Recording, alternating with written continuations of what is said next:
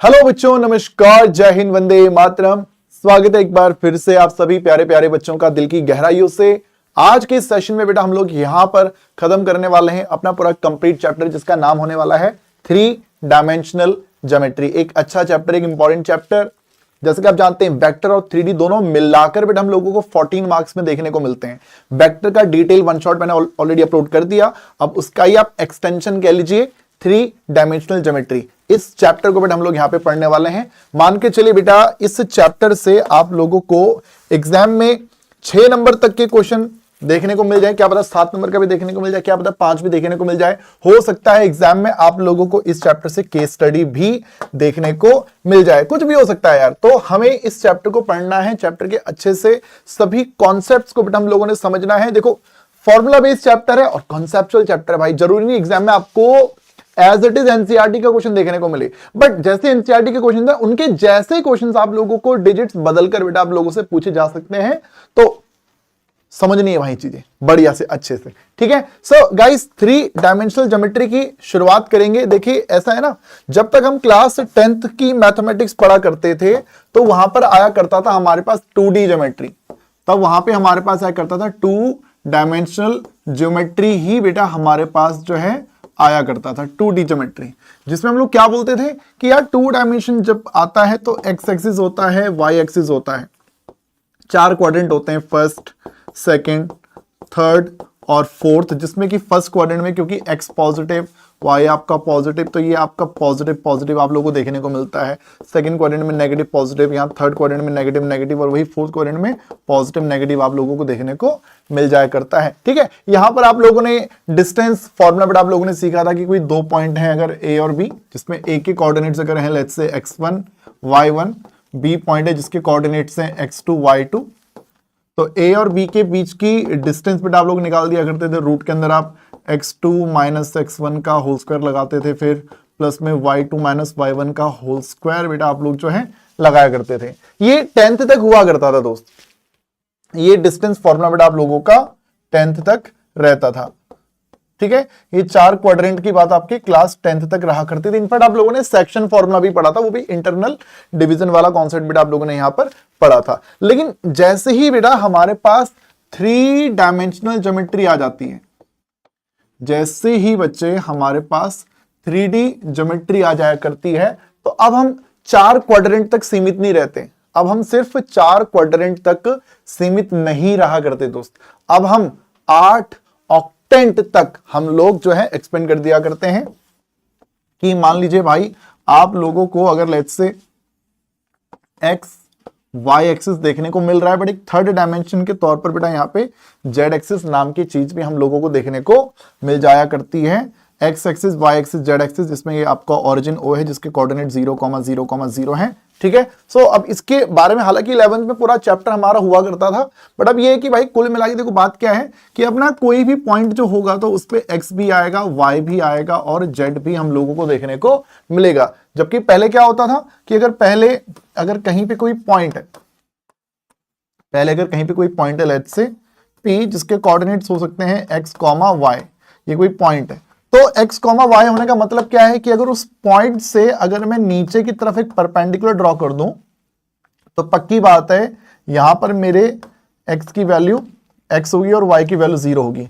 वहीं अगर मैं उस P से अगर y एक्सिस पे एक परपेंडिकुलर इस तरीके से ड्रॉ कर दूं तो क्योंकि ये पॉइंट जो है क्योंकि ये y एक्सिस पे है तो यहाँ पे x की वैल्यू 0 होगी, बट y की वैल्यू बेटा आप लोगों को यहाँ पे y देखने को मिला करेगी यार, है ना। लेकिन जब हम ऐसे 3D ज्योमेट्री की बात करते हैं बेटा, तो यहां से अगर मैं एक परपेंडिकुलर नीचे की तरफ बेटा अगर ड्रॉ करूंगा तो समझ जाना भाई गारंटीड, क्योंकि x एक्सिस है तो y तो मेरा 0 होगा, z भी मेरा 0 होगा, लेकिन x की वैल्यू कुछ ना कुछ बेटा आप लोगों को यहाँ पे देखने को मिला करेगी। जैसे फॉर एग्जाम्पल अगर मान लो आपसे मैं कह देता कि ये आपका x एक्सिस, y एक्सिस और ये आपका z एक्सिस है, ठीक है। तो ये कोई पॉइंट है लेट्स से P जिसके कोऑर्डिनेट्स है 1, 4 एंड 5, और मैंने बोल दिया आपसे कि यहां से नीचे आ जाओ भाई एक्स एक्सिस पे, बताओ ये जो पॉइंट है इस पॉइंट के कोऑर्डिनेट्स क्या होंगे, तो आप बोलेंगे क्योंकि एक्स एक्सिस है तो y 0 होगा, z 0 होगा और x की वैल्यू 1 मुझे यहाँ पे देखने को मिलेगी, ठीक है। ऐसे यहां से अगर मैं परपेंडिकुलर y एक्सिस पे ड्रॉ करूं तो गारंटीड भैया यहाँ पे क्योंकि ये y एक्सिस है तो x और z जो है मेरे 0 रहेंगे, और y की वैल्यू देखो इसमें 4 थी ना, तो यहाँ पे बेटा आप लोगों को इधर y आपको 4 देखने को मिल जाएगा। इस बात को याद रखना है, ठीक है। देखो मतलब 3D ज्योमेट्री में होता क्या है, 3D ज्योमेट्री में देखो जैसे आपका 2 डायमेंशनल ज्योमेट्री पूरे कंप्लीट स्पेस तो नहीं कहूंगा, पूरे कंप्लीट प्लेन को 4 हिस्सों में बांटता है। तो जब हम 3D ज्योमेट्री की बात करते थे तो x y एंड जो z एक्सिस होते हैं दे डिवाइड एंटायर स्पेस, ये स्पेस को 8 ऑक्टेंट्स में डिवाइड करते हैं।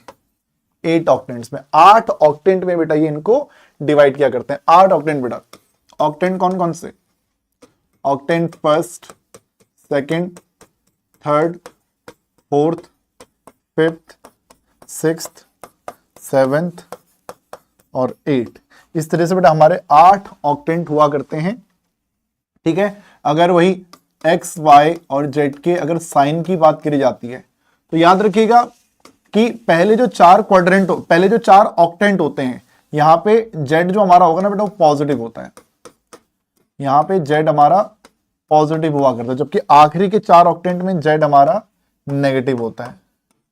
यहां पे जो हमारा z है वो नेगेटिव होता है, ठीक है। और वही x और y आ रहा है तो यहां पे plus plus plus minus plus, मतलब ये वाला सिस्टम आप देख लो, plus plus minus plus minus minus plus minus, तो plus plus minus plus minus minus plus minus, फिर again plus plus minus plus minus minus plus minus. तो इस तरीके से बेटा 8 ऑक्टेंट जो हैं हमारे हुआ करते हैं। बाकी अगर मैं बोलूं ऑन एक्स एक्सिस हमारे x की वैल्यू तो कुछ ना कुछ होगी, बट y और z की वैल्यू गारंटीड 0 हुआ करेगी। On y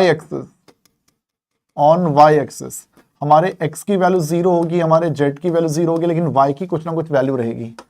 on z axis हमारा x और y गारंटीड 0 होगा, लेकिन z हमारा कुछ और भी हो सकता है। तो ऐसा भाई हम लोगों को देखने को मिलता है। तो वही बात बेटा मैंने यहां से बोली थी आप लोगों से कि अगर मान लो कोई पॉइंट P है, उस पॉइंट P से अगर मैं x एक्सिस पे एक परपेंडिकुलर ड्रॉ कर दूं तो मेरा y और z गारंटीड 0 होगा, लेकिन x कितना होगा, वो x होगा बेटा इस 1 के इक्वल, ठीक है। अगर मैं आपसे बोलता कि इस पॉइंट P से मैंने y एक्सिस पे परपेंडिकुलर ड्रॉ कर दिया तो क्योंकि y एक्सिस है तो इसलिए x और z तो गारंटीड मेरा 0 रहेगा, बट y की वैल्यू बेटा आप लोगों को यहाँ पे 4 जो है वो देखने को मिल जाया करेगी, ठीक है। तो एग्जाम में देखो एक क्वेश्चन भी होता है, एग्जाम में कि क्वेश्चन भी आप लोगों को देखने को मिल जाता है कि अगर मैं आपसे कह दूं कि find perpendicular distance of P जिसके कोऑर्डिनेट्स हैं 2 1 3 फ्रॉम x एक्सिस। ये क्वेश्चन आ गया बेटा आप लोगों के पास, ऐसे कुछ भी आपको दे सकता है, ठीक है। तो भाई लोग जब हम आपसे 3D ज्योमेट्री की बात कर रहे हैं तो देखो x एक्सिस, y एक्सिस और ये आपका z एक्सिस है, ठीक है। कोई पॉइंट है P, इसके कोऑर्डिनेट्स से 2 1 और 3, कह रहा है इस पॉइंट की डिस्टेंस निकालो, लेकिन कहां से, x एक्सिस से निकालो, x एक्सिस से। तो मैं अगर एक परपेंडिकुलर नीचे की तरफ ड्रॉ करता हूं तो मान लो ये पॉइंट आ गया Q, तो Q है तो गारंटीड भैया y मेरा यहाँ 0 होगा, मेरा z भी यहाँ पे 0 होगा, लेकिन x की वैल्यू कितनी होगी, x की वैल्यू मेरी रहेगी 2। अब मुझे ना ये डिस्टेंस निकालने P और Q, मुझे डिस्टेंस निकालनी है पी क्यू। कैसे निकालूंगा भाई, मैं आपसे बोलूंगा रूट के अंदर डिस्टेंस निकालने के लिए 2 में से वही जो आपका 10th क्लास वाला डिस्टेंस फॉर्मूला था, वही डिस्टेंस फॉर्मूला बेटा हम लोग यहाँ पे लगा दिया करते हैं कि अगर कभी भी किसी 2 पॉइंट्स के बीच की डिस्टेंस निकालनी है, कभी भी कोई 2 पॉइंट आपके पास आगे let's say x1 y1 z1 और x2 y2 और z2, और आपसे बोल दे कि भाई बताओ इनके बीच की जो डिस्टेंस है वो कितनी है, तो वो आपको 10th क्लास वाला जो फॉर्मूला बेटा x2 माइनस x1 का whole square, y2 minus y1 का whole square and z2 minus z1 का होल स्क्वायर, ये बेटा आप लोग यहाँ पे लगा दिया करते हैं। तो इस हिसाब से बच्चे मैं यहाँ पे क्या बोलूंगा, 1 पॉइंट वो रहा, 1 पॉइंट ये रहा, तो 2 में से 2 माइनस कर लो, 1 में से 0 माइनस कर लो, एंड 3 में से 0 माइनस कर लो, तो ये आपका बन जाएगा 0, 1 एंड 9। ये रूट 10 बेटा आपके इस सवाल का यहाँ पे राइट आंसर बन जाया करता है। ठीक है, सो आई होप बेटा ये चीज आप लोग यहाँ पे समझ पाए होंगे। कभी कभी क्या बोलता है ना कि आपसे बोल देगा कि पॉइंट है P, इसके कोऑर्डिनेट्स कुछ भी दे दे, लेट्स से 2 1 3 दे दिया गया, ठीक है। Find distance of P from x y plane. अब ऐसे आपको क्वेश्चन दे दिया जाएगा कि एक्स वाई प्लेन, प्लेन क्या होता है, दो एक्सिस से मिलकर बेटा कोई प्लेन जो है हमारा बना करता है, दो एक्सिस से मिलकर। तो जैसे मान लो कोई पॉइंट है P 2 1 और 3, और ये नीचे आपका कोई क्या है, ये आपका let's say x y plane है। अब ये मत समझना प्लेन सिलेबस में नहीं है, प्लेन मैं वो प्लेन नहीं पढ़ा रहा जो सिलेबस का पार्ट नहीं है, ये सिलेबस में, ठीक है, समझ लेना। ये प्लेन है, प्लेन मतलब कोई भी सरफेस की बात हो रही, बट वो सरफेस जो बना है ना, वो सरफेस से दो चीजों से मिलके बना है, एक्स और वाई से मिलके, ठीक है। तो अब होता क्या है, अगर मैं यहां से एक परपेंडिकुलर ड्रॉ कर दूं बेटा, इसके ऊपर परपेंडिकुलर ड्रॉ कर देता हूं, तो क्योंकि 3D पढ़ रहे हैं, तो 3D में बेटा क्योंकि एक्स वाई प्लेन है, तो एक्स की कुछ ना कुछ वैल्यू होगी, वाई की भी कुछ ना कुछ वैल्यू होगी। एक्स की वैल्यू होगी 2, वाई की वैल्यू होगी 1, लेकिन क्योंकि ये एक्स वाई प्लेन है, याद रखिएगा एक्स वाई प्लेन पे जेड की वैल्यू 0 होगी। अगर यही एक्स जेड प्लेन होता तो मैं वाई की वैल्यू 0 लिखता, अगर वाई जेड प्लेन होता तो मैं एक्स की वैल्यू 0 लिखता। तो इस बात को बेटा आप लोगों को याद रखना है यार, कि जैसे मैंने अभी लिखवाया ना कि ऑन एक्स एक्सिस एक्स की वैल्यू 0 होती है, अगर मैं यही आपसे बोल देता on x y plane, on x y plane हमारे एक्स और वाई की कुछ ना कुछ वैल्यू होगी, लेकिन जेड 0 होगा। ऑन वाई जेड प्लेन मेरे एक्स की वैल्यू 0 होगी, लेकिन वाई और जेड कुछ ना कुछ जरूर रहेंगे। And on x z plane मैं यहां पे क्या बोलूंगा कि मेरा एक्स भी कुछ ना कुछ होगा, मेरा जेड भी कुछ ना कुछ होगा, लेकिन गारंटीड मेरे वाई की वैल्यू यहाँ पे 0 देखने को मिलने वाली है मेरे दोस्त। तो ऐसा ऐसा रहा करता है भाई। तो यहां पर देखो मुझे P मिल गया और ये कोई पॉइंट हो गया Q, मैंने उस पॉइंट P से परपेंडिकुलर ड्रॉ किया ऑन एक्स वाई प्लेन, तो x की वैल्यू गारंटीड 2 होगी, y की वैल्यू 1 होगी, और z मेरा जो है 0 रहेगा क्योंकि एक्स वाई प्लेन है। अब मैं इस P और Q के बीच की डिस्टेंस निकाल सकता हूं, मैं बोल दूंगा 2 में से 2 घटा लो होल स्क्वायर, 1 में से 1 माइनस कर लो होल स्क्वायर, 3 में से 0 माइनस कर लो होल स्क्वायर। तो ये आपका 0 0 और 3 का स्क्वायर 9 9 9 9 9 9 9 3 जो है मेरे सवाल का यहाँ पे राइट आंसर इधर बन जाएगा दोस्त। तो ये चीज बेटा कुछ है हमारी बेसिक बातें जो आप लोगों को याद रखनी है यार। चलिए सर इतना हो जाता है, डन है, यहां तक कोई गड़बड़ वाली बात नहीं है। चलिए इतना हुआ, अब समझना भाई, देखो जी हम पढ़ रहे हैं 3D, अब कहीं ना कहीं देखो यहाँ वेक्टर वगैरह का यूज जो है इधर आने वाला है, ठीक है। तो कुछ बातें समझना बेटा। जैसे अगर मान लो कभी भी मुझे कोई 2 पॉइंट अगर गिवन हो, कोई एक पॉइंट गिवन है A जिसके कोऑर्डिनेट्स हैं let's say x1 y1 z1, कोई पॉइंट है B जिसके कोऑर्डिनेट्स हैं x2 y2 और z2, ठीक है। अगर मैं आपसे बोलूं position vector of point A, point A का पोजीशन वेक्टर क्या होगा, ये वेक्टर की बातें मैं याद दिला रहा हूं आप लोगों को, ठीक है। तो जो भी पॉइंट गिवन होता है ना बेटा, उसके आगे सिंपली हम i j और k लगा दिया करते हैं, ये हमारा वेक्टर बन गया। जो पोजीशन वेक्टर होता है सिंपली जो भी पॉइंट है उसमें कोऑर्डिनेट्स एक्स वाई जेड के आगे बस आप i j k लगा देते हैं, अगर मैं आपसे बोलता position vector of point B वो रहा, तो जो x2 है उसके आगे i कैप, y2 के आगे j कैप, z2 के आगे आप k कैप यहाँ पे लिख दिया करते हैं, ठीक है। अब जैसे ये कोई वेक्टर, इसको आप कुछ नाम दे सकते हो, स्मॉल a वेक्टर, इसको आप कुछ नाम दे सकते हो, जैसे स्मॉल b वेक्टर, हम इसको ऐसे कुछ भी नाम दे सकते हैं। बट मैं बोलता हूं कि अगर a और b को ज्वाइन करके क्या बनेगा, ए बी वेक्टर बनेगा।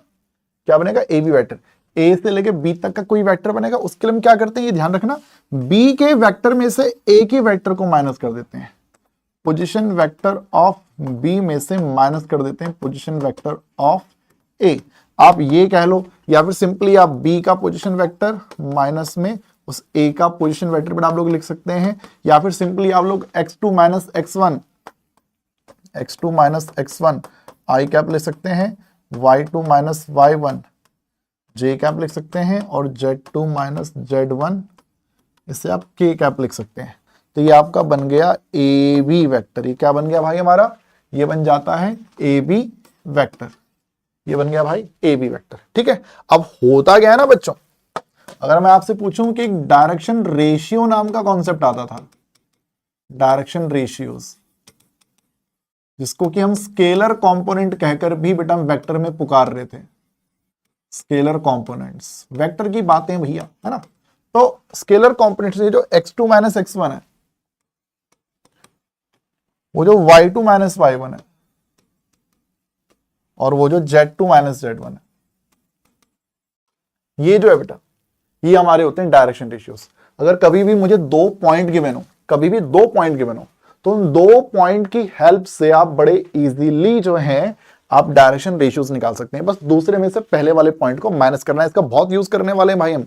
बाकी याद रखिएगा, डायरेक्शन रेशियोज को हम स्मॉल ए, स्मॉल बी और स्मॉल सी कहकर पुकारा करते हैं। स्मॉल ए, स्मॉल बी और स्मॉल सी कहकर बेटा हम लोग इनको पुकारा करते हैं। मतलब ये जो वेक्टर एक तरह से देखा जाए तो अगर ये ए है, आगे मैं आई लिख दूंगा, ये बी है, आगे मैं जे लिख दूंगा, सी आगे मैं के लिख दूंगा। तो ये ए बी और ये जो सी होते हैं बेटा, ये होते हैं direction ratios of a line, कह लो direction ratios of a vector, आप इसको कह लो यार। ठीक है, सो ये इतना होता है। बाकी अगर कभी भी किसी वेक्टर का मैग्नीट्यूड निकालना है, कभी लाइन की लेंथ निकालनी है, वेक्टर का मैग्नीट्यूड निकालना है, तो जो direction ratios a b c आप लोगों ने निकाले हैं, बस आपने उनका ही स्क्वायर जो है आप लोगों को कर देना होता है यार। रूट के अंदर A square plus B square plus C square, ये काम भाई आप लोग कर लिया करते हैं।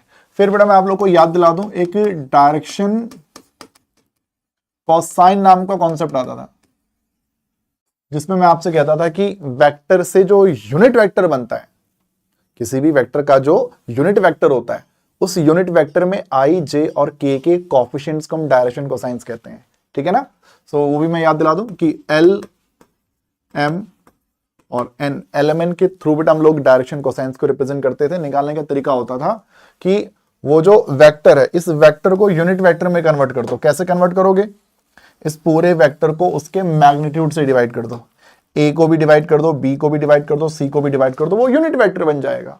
तो फॉर्मूला एक तरह से आ गया, ए के अपॉन में रूट के अंदर A square plus B square plus C square, B के अपॉन में रूट के अंदर A square plus B square plus C square, और सी के अपॉन में रूट के अंदर A square plus B square plus C square. तो ये आपकी डायरेक्शन कोसाइंस निकल जाया करते हैं भाई। ठीक है, बाकी हाँ कभी कभी आपको डायरेक्शन रेशियोज नहीं मालूम होते, कभी कभी ये एबीसी आपको मालूम नहीं होते, तब आप अल्फा बीटा गामा की हेल्प लेते हो।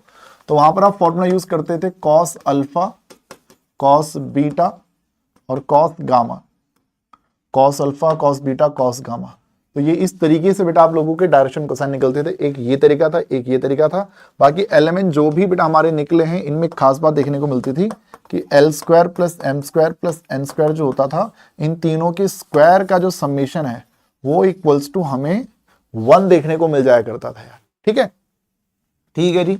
हाँ, आपसे एक बात अगर मैं कह दूं कि what is direction cosines of x axis, x axis के डायरेक्शन कोसाइंस क्या होते हैं, एक्स एक्सिस। तो इसको ये सोचो कि जो एक्स एक्सिस होता है, एक्स एक्सिस का यूनिट वेक्टर क्या होता है, आई कैप। क्या होता है, आई कैप। अब आई कैप है, उसमें जे नहीं है, उसमें के नहीं है, तो ये 1 0 0 आपका आंसर बन जाएगा। अगर मैं आपसे बोलूं direction cosines of y axis, y axis, ये आपका वाई एक्सिस है। वाई एक्सिस का यूनिट वेक्टर कौन होता है, जे कैप। जे कैप को बेटा हम वाई एक्सिस का यूनिट वेक्टर बोलते हैं। तो यहां पे आई नहीं होता, इसमें के नहीं होता, तो ये 0 1 0 कहलाता है। ये अगर मैं आपसे बोलूं direction cosines of Z axis, इसमें के कैप आप कह सकते हैं ना, यूनिट वेक्टर जेड एक्सिस का यूनिट वेक्टर के कैप। तो वो 0, 0 और 1, ये हमारे इस क्वेश्चन का आंसर रहता है। ठीक है, कुछ बच्चे एंगल के नजरिए से भी सोच सकते हैं, एंगल के नजरिए से। जैसे अगर मैं बोलूं कि एक्स एक्सिस के डायरेक्शन कोसाइंस क्या होंगे, तो मुझे एक बात बताओ, जो एक्स एक्सिस है क्या वो खुद के साथ कोई एंगल बनाता है? आप बोलोगे नहीं, खुद के साथ कोई एंगल नहीं बनाता। क्या ये वाई एक्सिस के साथ कोई एंगल बनाता है? तो हाँ बोलेंगे 90 डिग्री का एंगल बनाता है। क्या इसने जेड एक्सिस के साथ भी कोई एंगल बनाया होगा? तो आप बोलेंगे हाँ 90 डिग्री का एंगल बनाया होगा। तो आपको अल्फा, बीटा और गामा मिल गए। तो यहां से आप cos alpha, cos beta, cos gamma निकाल दो। कॉस 0 की वैल्यू 1 होती है, कॉस 90 0 होता है, कॉस 90 0 होता है, इसलिए 1 0 0 जो है आपके डायरेक्शन कोसाइंस बेटा यहां पर बन रहे हैं। तो ये बात बेटा आप लोग जो है इसमें याद रखिएगा। जैसे फॉर एग्जांपल मैं आप लोगों से कहता हूं कि कोई एक पॉइंट है ए, एक पॉइंट है बी, ठीक है, आपसे बोल दिया गया find direction cosines of A B. A B के डायरेक्शन कोसाइंस निकालने के लिए बोल दिया गया, ए बी के। तो मैंने आपसे बोला दोस्त डायरेक्शन कोसाइंस चाहिए, तो आप ए बी वेक्टर निकाल लो, ए बी वेक्टर निकाल लो भाई।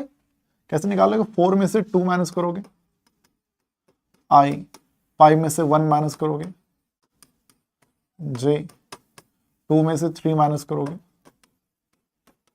ओके। तो एक तरह से क्या बन गया 2y प्लस 4j और वो 2 माइनस 3 माइनस का 1k, ये आपका ए बी वैक्टर आ गया। और बेसिकली आपको एक तरह से देखा जाए तो आप लोगों को ना ए की वैल्यू मिल गई, बी की वैल्यू मिल गई, आपको सी की वैल्यू मिल गई। ठीक है, अच्छा आपको ये वेक्टर लिखने की जरूरत नहीं थी। ए आप सीधा लिख सकते थे 4 में से 2 माइनस करके, बी सीधा लिख सकते थे 5 में से 1 माइनस करके, सी आप लिख सकते थे 2 में से 3 माइनस करके। एबीसी मिल गया। अब आप उस ए बी वेक्टर का मैग्नीट्यूड निकाल दो। मैग्नीट्यूड के लिए रूट के अंदर ए का स्क्वायर प्लस बी का स्क्वायर प्लस सी का स्क्वायर करना पड़ता है। 2 का स्क्वायर 4, 4 का स्क्वायर 16 माइनस 1 का स्क्वायर 1, 16 4 20 और 1 21, रूट 21। रूट 21 जो है बेटा ये ए बी वेक्टर का मैग्नीट्यूड यहां पर बन जाता है। अब देखो जैसे मैं कह रहा हूं ना, मैग्नीट्यूड आपको मिल गया, मैग्नीट्यूड आपको मिल गया, आपको ए बी सी भी मिल गए। तो ए को मैग्नीट्यूड से डिवाइड कर दो, बी को मैग्नीट्यूड से डिवाइड कर दो, सी को मैग्नीट्यूड से डिवाइड कर दो, तो आपके एलिमेंट बन जाएंगे। देखो वेक्टर वाला ही पार्ट चल रहा है, सारा सारा वेक्टर वाला पार्ट चल रहा है। तो आप जो है एल निकालने के लिए आप क्या बोलेंगे कि वो जो ए था 2 को रूट 21 से डिवाइड कर दो। एम निकालने के लिए बेटा आप इस 4 को रूट 21 से डिवाइड कर दो। और n के लिए मेरे भाई आप -1 को रूट 21 से डिवाइड कर दो।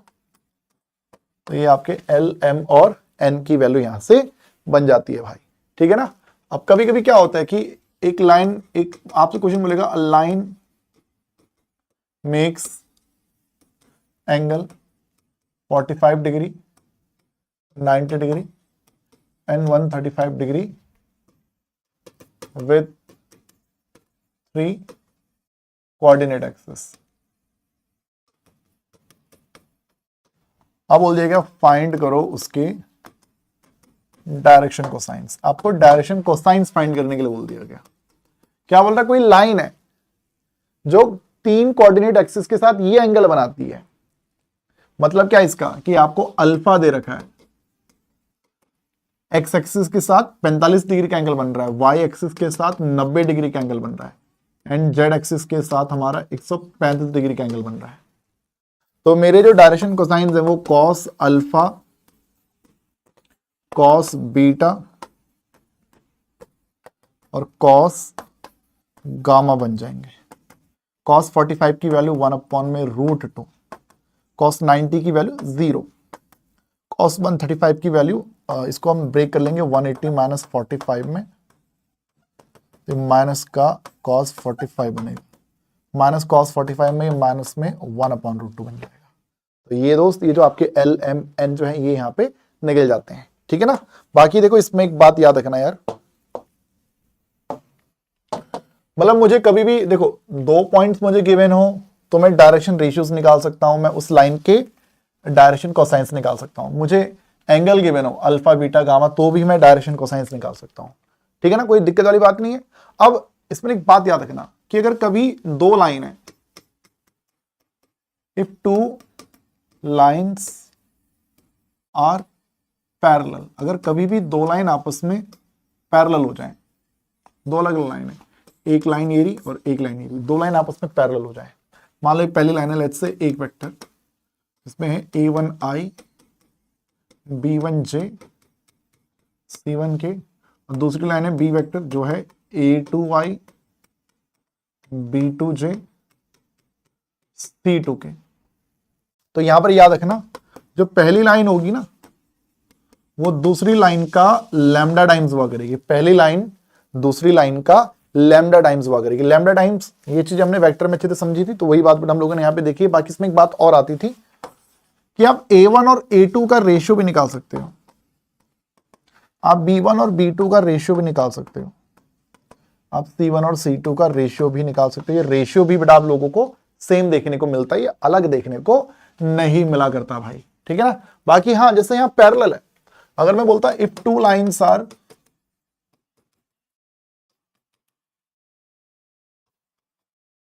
परपेंडिकुलर, अगर दो लाइन आपस में परपेंडिकुलर हो जाते हैं, अगर दो लाइन आपस में परपेंडिकुलर, यही दो लाइन है, ठीक है, पहली लाइन आपकी और दूसरी लाइन, ये दो लाइन आपकी ए वेक्टर ये बी वेक्टर, ठीक है, तो ये ए वेक्टर और बी वेक्टर दोनों आपस में परपेंडिकुलर है, तो ऐसी सिचुएशन में इनका जो डॉट प्रोडक्ट है वो डॉट प्रोडक्ट आपका जीरो के इक्वल आ जाया करता है। आप ऐसे कह लो वेक्टर, देखो वेक्टर की मल्टीप्लाई कर रहा हूं, डॉट प्रोडक्ट कर रहा हूं तो जीरो आएगा, ठीक है। और वहीं पर बेटा अगर मैं इन डायरेक्शन रेशियोज की टर्म्स में बोलूं तो a1 देखो डॉट प्रोडक्ट कैसे करते हैं, a1 की मल्टीप्लाई a2 से करनी पड़ेगी, a1 की मल्टीप्लाई a2 से, b1 की मल्टीप्लाई b2 से और c1 की मल्टीप्लाई c2 से। तो बेटा आप ये समझ पा रहे होंगे कि देखो 3D के अंदर जो मैं बातें बताऊंगा वो कहीं ना कहीं वेक्टर से रिलेटेड बातें हैं। इन सब चीजों को मैंने वहां पे वेक्टर में लगभग 5.5-6 घंटे के आसपास का टाइम लगाकर यार उधर मैंने समझाया है, ठीक है। तो कोई भी बच्चा जिसको लग रहा हो कि यार ये तो पढ़ा ही नहीं है, ऐसा कुछ है एकदम नया है सब कुछ, तो प्लीज बेटा पहला वेक्टर देख लेना, ये सीधा 3D पे डायरेक्ट मत आ जाना वरना गड़बड़ हो जाएगी, समझ में नहीं आएगा। बहुत आसान चैप्टर है बट समझ में नहीं आएगा अनलेस आपने वेक्टर, जब तक आपने वेक्टर ना पढ़ा हो यार, तो पहले वेक्टर समझना है, ठीक है, देन हम 3D ही समझ पाएंगे दोस्त, ठीक है सर। तो ये इतनी बातें याद रह लेंगी हमें, तो ऐसा ऐसा अगर होगा तो ठीक है सर। तो बेटा अब मैं आ जाता हूं इस चैप्टर के मेन हिस्से पे। ये अभी 3D स्टार्ट नहीं हुआ था, ये सब पुराना था, ये जो भी चीजें बेटा समझाई गई हैं ये 20-25 मिनट, ये सारी बातें पुरानी बातें थी, ठीक है, ये वेक्टर की बातें थी, ये 11th की बातें थी। अब असली जो 3D बेटा वो हमारा अब शुरू होगा यार।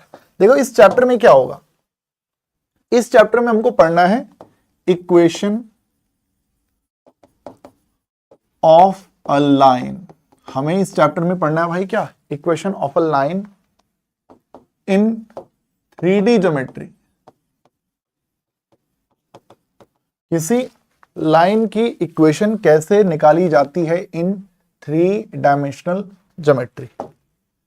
लाइन की इक्वेशन है बेटा आप 11th में आप लोगों ने सीखी थी 2 dimensional geometry straight line chapter में, जहां पे आप लोगों ने क्या सीखा था कि कोई लाइन है विच is passing through one point x1 y1, उसका जो स्लोप है वो स्लोप उसमें m है, तो लाइन की इक्वेशन आप बोल देते थे y minus y1 m into में x माइनस x1, तो ये फॉर्मूला लग जाया करता था। बट ये फॉर्मूला था सिर्फ 2 डायमेंशनल ज्योमेट्री के लिए। अब तो हम z एक्सिस की भी बात कर रहे हैं ना, अब हम 3D की बात कर रहे हैं, तो 3D में किसी लाइन की इक्वेशन कैसे निकलेगी वो चीज भाई हम लोगों को यहाँ पे समझनी है। तो उसके ना कुछ केसेस बेटा मैं आप लोगों को यहाँ पे बताऊंगा। पहला जिसमें कुछ केसेस, 2 ही केस हैं जिसमें पहला केस बेटा आप लोगों को क्या है, अब यहां से ध्यानपूर्वक समझना है, ठीक है। लाइन की equation of a line in 3 dimensional geometry. तो पहले तो इसमें एक बात समझना, लाइन की जो ना फॉर्म होती है ना, standard form of a line, वो लाइन दिखती कैसी है, standard form of a line. एक होती है हमारी वेक्टर इक्वेशन, एक हमारी होती है बेटा कार्टेशियन इक्वेशन। जो वेक्टर इक्वेशन होती है ना बेटा, याद रखिएगा लाइन हमको ऐसी दिखा करेगी, r vector equals to A vector plus lambda B vector, ये लाइन इस फॉर्म में दिखा करेगी। कार्टेशियन फॉर्म में बेटा लाइन जो हमारी है वो x minus x one upon में a, y minus y one upon में b और z minus z one upon में c, वो इस फॉर्म में दिखा करेगी। अब आप टेंशन में आ जाएंगे कि सर वेक्टर इक्वेशन क्या है, कार्टेशियन इक्वेशन क्या, ये तो पल्ले ही नहीं पड़ा। देखिए होता क्या है ना, जैसे मैं लिखता 2x plus 3y plus 4 equals to 0, ये किसी लाइन की इक्वेशन है, ये रिप्रेजेंट कर रहा है किसी लाइन को, बट कहां पे, टू डायमेंशनल ज्योमेट्री में ये किसी लाइन को रिप्रेजेंट कर रहा है, टू डायमेंशनल ज्योमेट्री में ये किसी लाइन को रिप्रेजेंट करता है। इस लाइन में आपको x भी दिख रहा है, y भी दिख रहा है, यहां पे आपको x भी दिखाई दे रहा है, इसमें आपको y भी दिखाई दे रहा है। बट अगर मैं बोलूं कि इक्वेशन तो मैं बताऊं बट मैं यहां पे x और y ना लिखूं, मैं वेक्टर्स को इंट्रोड्यूस कर दूं, तो वेक्टर्स को इंट्रोड्यूस कर दिया जाए और लाइन यही रहे, तो वो हमारी वेक्टर इक्वेशन कहलाया करती है। मतलब किसी लाइन को रिप्रेजेंट करने के अब हमारे पास दो तरीके आने वाले हैं, दो तरीके। एक तरीका कार्टेशियन इक्वेशन, ये जो इक्वेशन है ना बेटा ये कार्टेशियन फॉर्म है, बट इसी चीज को मैं वेक्टर फॉर्म में भी दिखा सकता हूं। कैसे दिखाऊंगा, क्या होती है वो मैं आपको यहां पे थोड़ी देर में एक्सप्लेन करने वाला हूं। बस मैंने आपको ये बताया है कि लाइन की जो स्टैंडर्ड फॉर्म हुआ करेगी वो आपको ऐसी दिखा करेगी। फ्यूचर में मैं आप लोगों को एंगल निकालने की बात बताऊंगा, डिस्टेंस निकालने की बात बताऊंगा, वो तमाम चीजें होंगी, बट इस फॉर्म में या फिर कार्टेशियन फॉर्म में तो वो ऐसी हुआ करेगी भाई। अगर कोई लाइन अगर ऐसी नहीं दिख रही है इट मींस वो स्टैंडर्ड फॉर्म में नहीं है। कोई लाइन अगर ऐसी नहीं दिख रही है यानी कि वो स्टैंडर्ड फॉर्म में नहीं है, ठीक है ना, दैट इज नॉन स्टैंडर्ड, तो बट स्टैंडर्ड उसकी ये रहा करेगी भाई। अब क्वेश्चन आता है सर ये आया कैसे, ये आया कैसे, इसकी एक बार हम चर्चा करेंगे। बहुत आसान चीज है बेटा, ठीक है ना, समझने का प्रयास करना।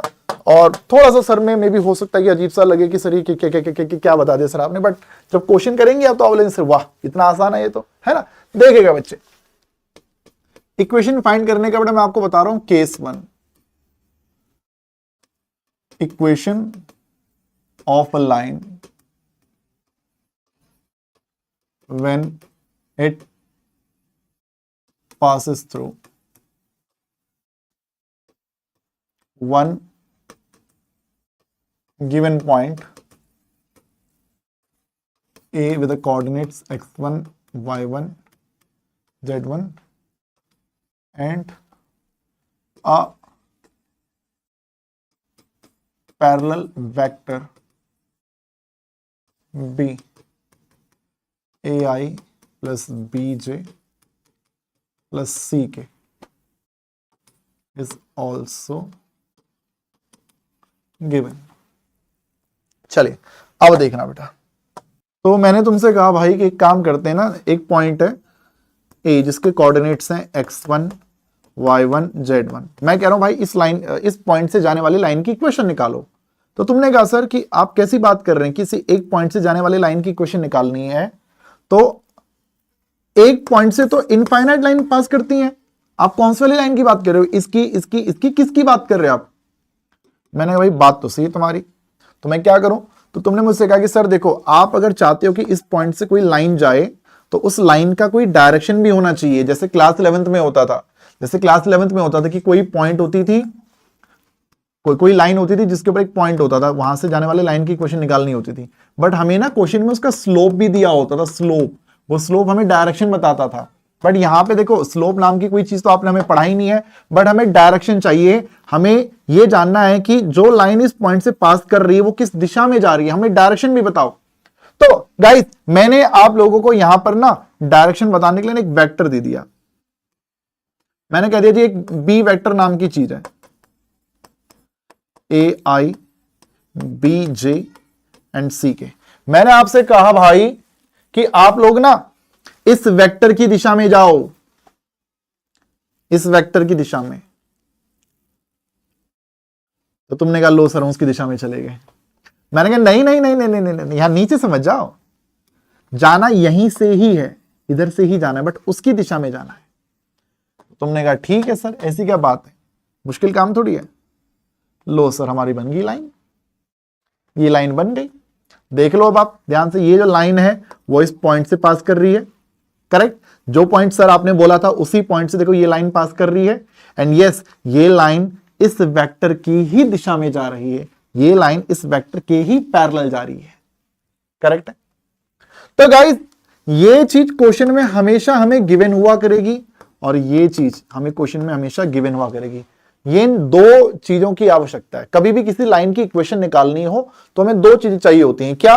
कि पहले तो लाइन कौन से पॉइंट से पास कर रही है, कोई एक पॉइंट हमें जरूर पता होना चाहिए। दूसरा, हम किस दिशा में जा रहे हैं, हमें डायरेक्शन का भी आइडिया जरूर होना चाहिए भाई। ये है मेन फंडा।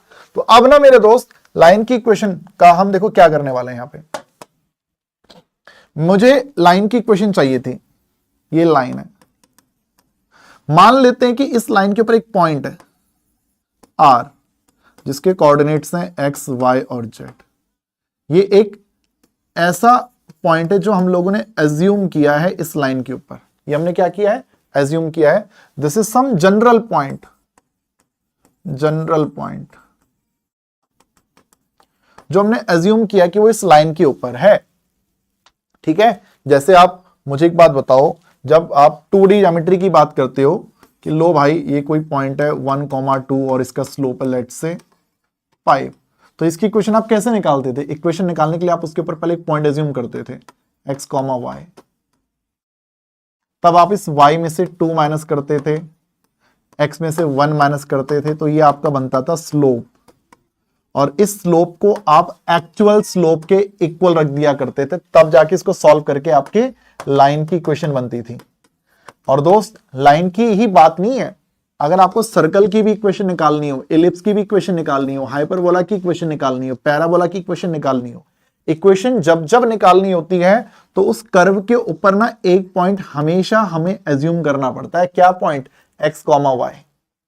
x, y, जैसे मैंने मान लो कोई इक्वेशन है, लिख दी 3x + 4y + 7 = 0। तो ये x, y क्या चीज है? तो आप बोलते हैं x, y उस लाइन का एक पार्ट है, उस लाइन के ऊपर एक पॉइंट है। तो सेम कहानी बेटा, मुझे यहां पर भी इस लाइन की इक्वेशन निकालनी है। तो सबसे पहला काम क्या होता है कि हम उस लाइन के ऊपर एक कोई पॉइंट एज्यूम कर लेते हैं r, जिसके कोऑर्डिनेट्स होते हैं x, y, z। उस x, y, z को हम एक जनरल पॉइंट माना करते हैं, जो हम लोगों ने खुद एज्यूम किया है। ये हमें क्वेश्चन में गिवन नहीं हुआ करेगा। अब ये नहीं आप क्वेश्चन को गलत बोलने लग जाओ, ये हमें खुद से एज्यूम करना है। ठीक है। और ये क्वेश्चन में गिवन होगा, और ये पैरेलल वेक्टर भी बेटा हमें क्वेश्चन में इधर गिवन हुआ करेगा यार। तो अब ना दोस्त, मैं यहां पर लिख लेता हूं, लेट, ये मैं लिख लेता हूं यहां पर, late r, x, y, z be a point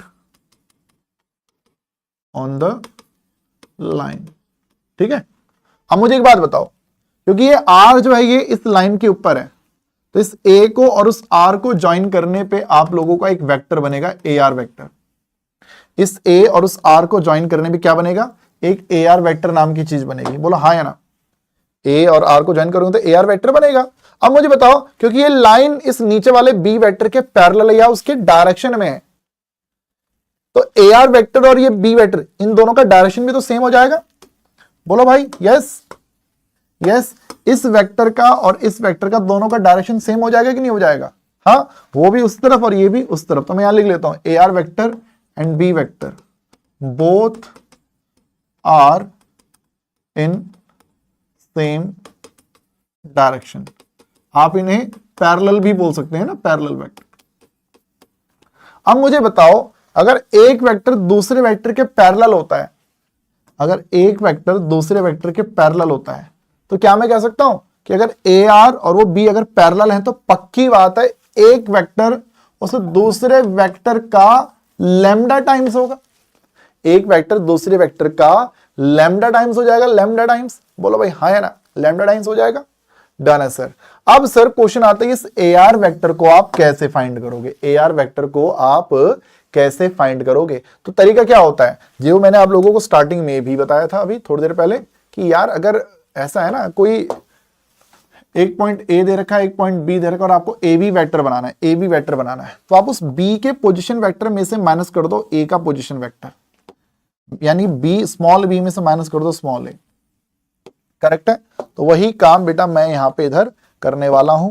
मैं आपसे क्या बोलूंगा कि AR वेक्टर निकालने के लिए मैं R के पोजीशन वेक्टर में से माइनस कर दूंगा इस A का पोजीशन वेक्टर इक्वल्स टू में लैम्डा B।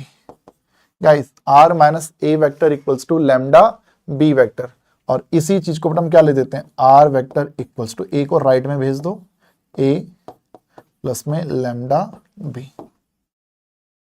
ये चीज बनकर भाई हमारे सामने हो जाती है तैयार, जहां पे गाइस इस ए वेक्टर का क्या मतलब है, उस ए वेक्टर का क्या मतलब है, ये जो स्मॉल ए वेक्टर इसका क्या मतलब है भाई, स्मॉल ए है क्या, स्मॉल ए वेक्टर है position vector of point A, उस पॉइंट ए का पोजीशन वेक्टर, यानी कि वो जो ए दे रखा होगा x1 y1 z1, तो उसके आगे मुझे बस i j और k लगाना है।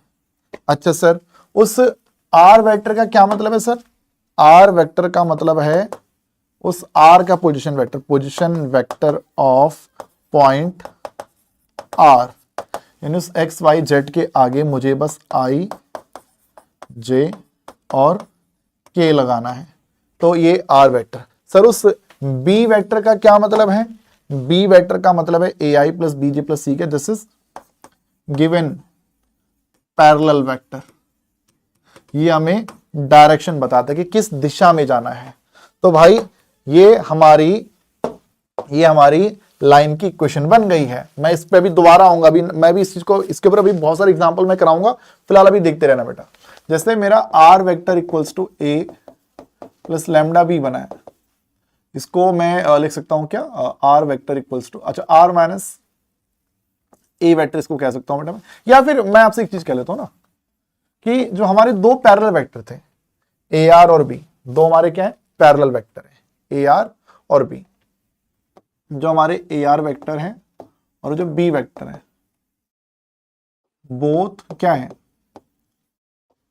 पैरेलल है, दोनों के दोनों क्या है, दोनों पैरेलल है, ठीक है, दोनों पैरेलल है। मुझे बताओ बेटा इस ए आर के डायरेक्शन रेशियोज क्या होंगे, direction ratios of A R, मेरा ए आर वेक्टर बनेगा क्या, मेरा ए आर वेक्टर जो है वो बनेगा क्या भाई, A R vector A R बनेगा क्या, आप बोलोगे आर में से ए माइनस कर लो, एक्स में से x1 माइनस कर लो, x में से x1 माइनस कर लो, आप y में से y1 माइनस कर देंगे, y में से y1 माइनस कर देंगे, आप z में से z1 माइनस कर देंगे, ठीक है। एंड जो मेरा b वेक्टर है वो क्या बनेगा दोस्त, जो मेरा b वेक्टर है, b वेक्टर क्या, ए आई प्लस बी जे प्लस सी के, ए आई प्लस बी जे प्लस सी के, ये मेरा b वेक्टर यहां पे बन के तैयार है ना, ये तो क्वेश्चन में गिवन ही था यार, ठीक है। अब क्योंकि दोनों पैरेलल हैं, जब भी कभी दो वेक्टर आपस में पैरेलल होते हैं बेटा, तो मैंने एक बात आप लोगों को बताई थी कि एक वेक्टर दूसरा वेक्टर आपस में कभी भी अगर पैरेलल है तो एक वेक्टर दूसरे वेक्टर का लैम्डा टाइम्स तो होता ही है, साथ साथ ये a1 a2 का जो रेशियो है वो b1 b2 के रेशियो के इक्वल होता है, c1 c2 के रेशियो के इक्वल बेटा हम लोगों को ये देखने को मिला करता है भाई। तो इस हिसाब से मेरे दोस्त, इस हिसाब से बेटा क्योंकि दोनों पैरेलल हैं, इसलिए मैं क्या लिख सकता हूं कि x माइनस x1 अपॉन में a, y minus y1 upon में b और z माइनस z1 अपॉन में c, ये तीनों, इसका रेशियो इसका रेशियो इसका रेशियो, तीनों का रेशियो इक्वल आएगा, कुछ तो आएगा, कितना आएगा, वो इक्वल्स टू लैम्डा जो है बेटा हम लोग यहां पर इसको मान लिया करते हैं। जहां पे आपसे पूछे x1 y1 z1 का मतलब क्या है, ये होता है हमारा given point through which line is passing. वो जो ए बी सी है बेटा वो क्या होता है, ए बी सी क्या होते हैं, ये होते हैं डायरेक्शन रेशियोज ऑफ पैरेलल या कोलिनियर, पैरेलल क्या है कोलिनियर वेक्टर, पैरेलल या फिर कोलिनियर वेक्टर। तो भाई लोग ये जो इक्वेशन है इसे बोलते हैं वेक्टर इक्वेशन, वेक्टर फॉर्म कह लो या कार्टेशियन फॉर्म कह लो। इस इक्वेशन को क्या बोलते हैं, इसको बोलते हैं कार्टेशियन इक्वेशन, कार्टेशियन इक्वेशन या कार्टेशियन फॉर्म बेटा आप कह लो, ठीक है। अब देखो ये जो भी बातें मैंने बताई, आपने बोला होगा सर सब ऊपर से चले गए, नहीं बेटा ऊपर से नहीं गया, आपको सब कुछ समझ में आया है। कर नहीं सर नहीं आया समझ में, बेटा तेरे को समझ में आया है तो मेरी बात का यकीन कर। जैसे मैं तेरे से बोलता हूं line passing through 3, -1 and 4 which is parallel to 4i plus 5j plus 9k। Correct, line की इक्वेशन निकालो। क्या बोल रहा है? एक लाइन की इक्वेशन निकालो। लाइन कहां से जा रही है? 3 से, -1 से और 4 से। ये आपको पॉइंट ए है और कह रहा है ये पैरेलल है। किसके पैरेलल है? एक बी वेक्टर के पैरेलल है। 4i प्लस 5j प्लस में 9k। कह रहा लाइन की इक्वेशन निकालो। लाइन की इक्वेशन निकालनी है भाई, मैं क्या बोल दूंगा? इक्वेशन जब जब निकालनी होती है तब तब उस लाइन के ऊपर एक पॉइंट एज्यूम करना पड़ता है, r x, y, z। ये हम एज्यूम करते हैं, ठीक है? तो मैं वही चीज फिर से रिवाइज करा रहा हूं, ठीक है? फिर मैं डायरेक्ट लिखवाऊंगा। तो मुझे बताओ, पॉइंट ए पता है, पॉइंट आर पता है, तो क्या ए आर वेक्टर बनेगा? हाँ बनेगा। क्या वो ए और आर से जो मिलकर एक जो वेक्टर बनेगा, ये जो ए आर वेक्टर, क्या वो इस बी वेक्टर के पैरेलल होगा? अब बोलेंगे हाँ, ए आर वेक्टर जो वो बी वेक्टर के पैरेलल होगा। तो क्या ए आर वेक्टर जो है वो lambda times of b vector होगा? कुछ भी time, 1 time, 2 time, 3 time, 4 times, कुछ भी हो सकता है। हाँ बिल्कुल होगा। ए आर कैसे निकलता है? आप बोलते हो आर में से ए घटाना पड़ता है, आर में से ए घटाना पड़ता है, तब जाके आपका लैम्डा बी आता है। तो क्या मैं कह सकता हूं कि मेरा जो आर वेक्टर है वो ए प्लस लैम्डा बी बन जाएगा। माइनस ए को उस तरफ भेज दो, वो r equals to A plus lambda b बन जाएगा। सर यहाँ पे ए का क्या मतलब है? ए का मतलब क्या है भाई? देखो, जब आपने ए आर वेक्टर लिखा था, आर का मतलब उस आर का पोजीशन वेक्टर और ए का मतलब इस ए का पोजीशन वेक्टर। तो वेक्टर की फॉर्म में इस पॉइंट को वेक्टर में कन्वर्ट कर दो। स्मॉल ए का मतलब इस पॉइंट को वेक्टर में कन्वर्ट कर दो। 3i minus j plus 4k plus में lambda B vector parallel vector 4 5 9 4 5 और 9। That's it guys, that's it. ये है भाई हमारी क्या, this is known as vector equation of the line. This is vector equation of the line, line की vector form, ठीक है? अब सर इसकी कार्टेशियन फॉर्म भी बताओ। कार्टेशियन फॉर्म तो मुझे बताओ, ए आर के वैसे तो फॉर्मूला क्या है? x minus x1, y minus y1, z minus z1 upon में a, b और c, ठीक है? अब तरीका देख लेना। क्या इस ए आर के डायरेक्शन रेशियोज मालूम है आप लोगों को? डायरेक्शन रेशियोज बताओ, ए आर के डायरेक्शन रेशियोज कैसे निकलेंगे? ए आर के डायरेक्शन रेशियो निकालने के लिए x में से माइनस करना पड़ेगा 3, y में से माइनस करना पड़ेगा -1, z में से माइनस करना पड़ेगा 4। अच्छा, यहां तो ऑलरेडी वेक्टर बना के दे रखा है। क्या बी वेक्टर के डायरेक्शन रेशियोज आपको मालूम है? आप बोलेंगे 4 5 और 9, 4 5 और 9, 4 5 और 9। तो ये लाइन के वेक्टर, इस लाइन के डी आर और इस लाइन के डी आर, इसके डायरेक्शन रेशियोज और इसके डायरेक्शन रेशियोज प्रोपोर्शनल होंगे। क्यों? क्योंकि दोनों पैरेलल हैं।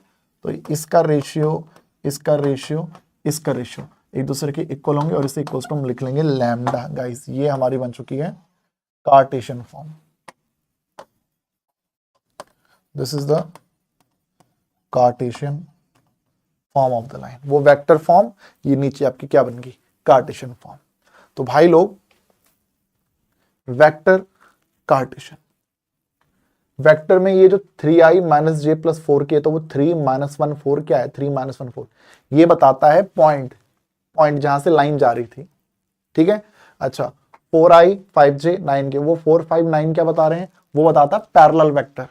ये बता रहा है बेटा पैरेलल वेक्टर 4 5 और 9 पैरेलल वेक्टर। ये बात बेटा मैंने यहां पे लिख दी कि r equals to a plus lambda b में a वेक्टर का मतलब क्या होता है?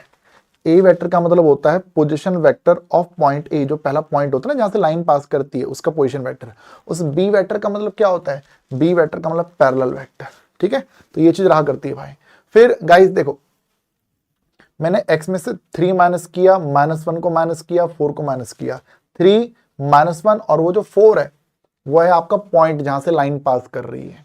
और ये डिनोमिनेटर में क्या आ रहा है 459, डिनोमिनेटर में आ रहा है 459।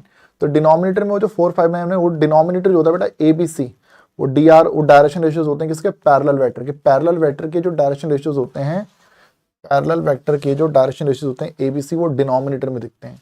और x1 y1 z1 क्या होते हैं, x1 y1 z1 क्या होते हैं, given point through which line is passing, point through which line is passing. So line is passing through this point, तो इसलिए देख लो बेटा वो माइनस में आ गए। पैरेलल वेक्टर क्या था 459, तो देख लो बेटा वो आपके डिनोमिनेटर में आ गए। तो हर बार आपको ये सब लिखने की आवश्यकता नहीं है, आप सीधा ये फॉर्मूला लिखेंगे तब ये लिख देंगे, सीधा फॉर्मूला लिखेंगे तब आप ये लिख देंगे। एग्जाम में आप लोगों को से ना क्वेश्चन में मेंशन होता है कि वेक्टर फॉर्म लिखो, कार्टेशियन फॉर्म लिखो, कुछ नहीं मेंशन हो तो आप दोनों को लिख दो भाई, ठीक है, दोनों को लिख दो, कुछ नहीं मेंशन होता। जैसे मैं आपसे बोलता हूं line is passing through 1 0 and -2 in the direction of the vector 3i - 2j + 7k। ये इस तरीके से बेटा आप लोगों के सामने ये क्वेश्चन यहाँ पे रख दिया गया। क्या बोलता है, एक लाइन है, कहां से जा रही है, दिस इज पासिंग थ्रू 1, 0, -2, ये पॉइंट ए हो गया। इस पे एक पॉइंट आर आप एज्यूम करते हैं ना, एक्स वाई जेड, ये लिखने की जरूरत वैसे है नहीं, ठीक है, ये एज्यूम करते हैं बेटा आप लोग। फ्यूचर में आपसे मैं इसको लिखा नहीं करूंगा जी। और मुझे पैरेलल वेक्टर चाहिए या फिर कोलिनियर वेक्टर चाहिए जो डायरेक्शन बताता है, बी वेक्टर। तो बी वेक्टर से बोल दिया इन द डायरेक्शन, किसके डायरेक्शन में, उसके डायरेक्शन में। डायरेक्शन कौन बताता है, पैरेलल वेक्टर बताता है।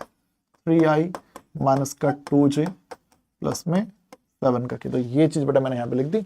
अब मुझे इसकी वेक्टर और कार्टेशियन फॉर्म लिखनी है।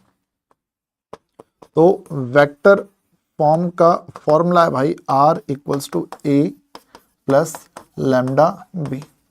तो अब देखो याद रखने वाली बात ही क्या है कि ये a वेक्टर क्या है, a वेक्टर क्या है, position vector of the point through which line is passing, line is passing through this point. तो इस पॉइंट का position vector i 0j minus में 2k प्लस लैम्डा। वो बी वेक्टर क्या है, बी वेक्टर हमारा पैरेलल वेक्टर है, parallel vector which is 3i - 2j + 7k, 3i - 2j + 7k। सो बेटा ये मेरी बन चुकी है वेक्टर फॉर्म, ठीक है।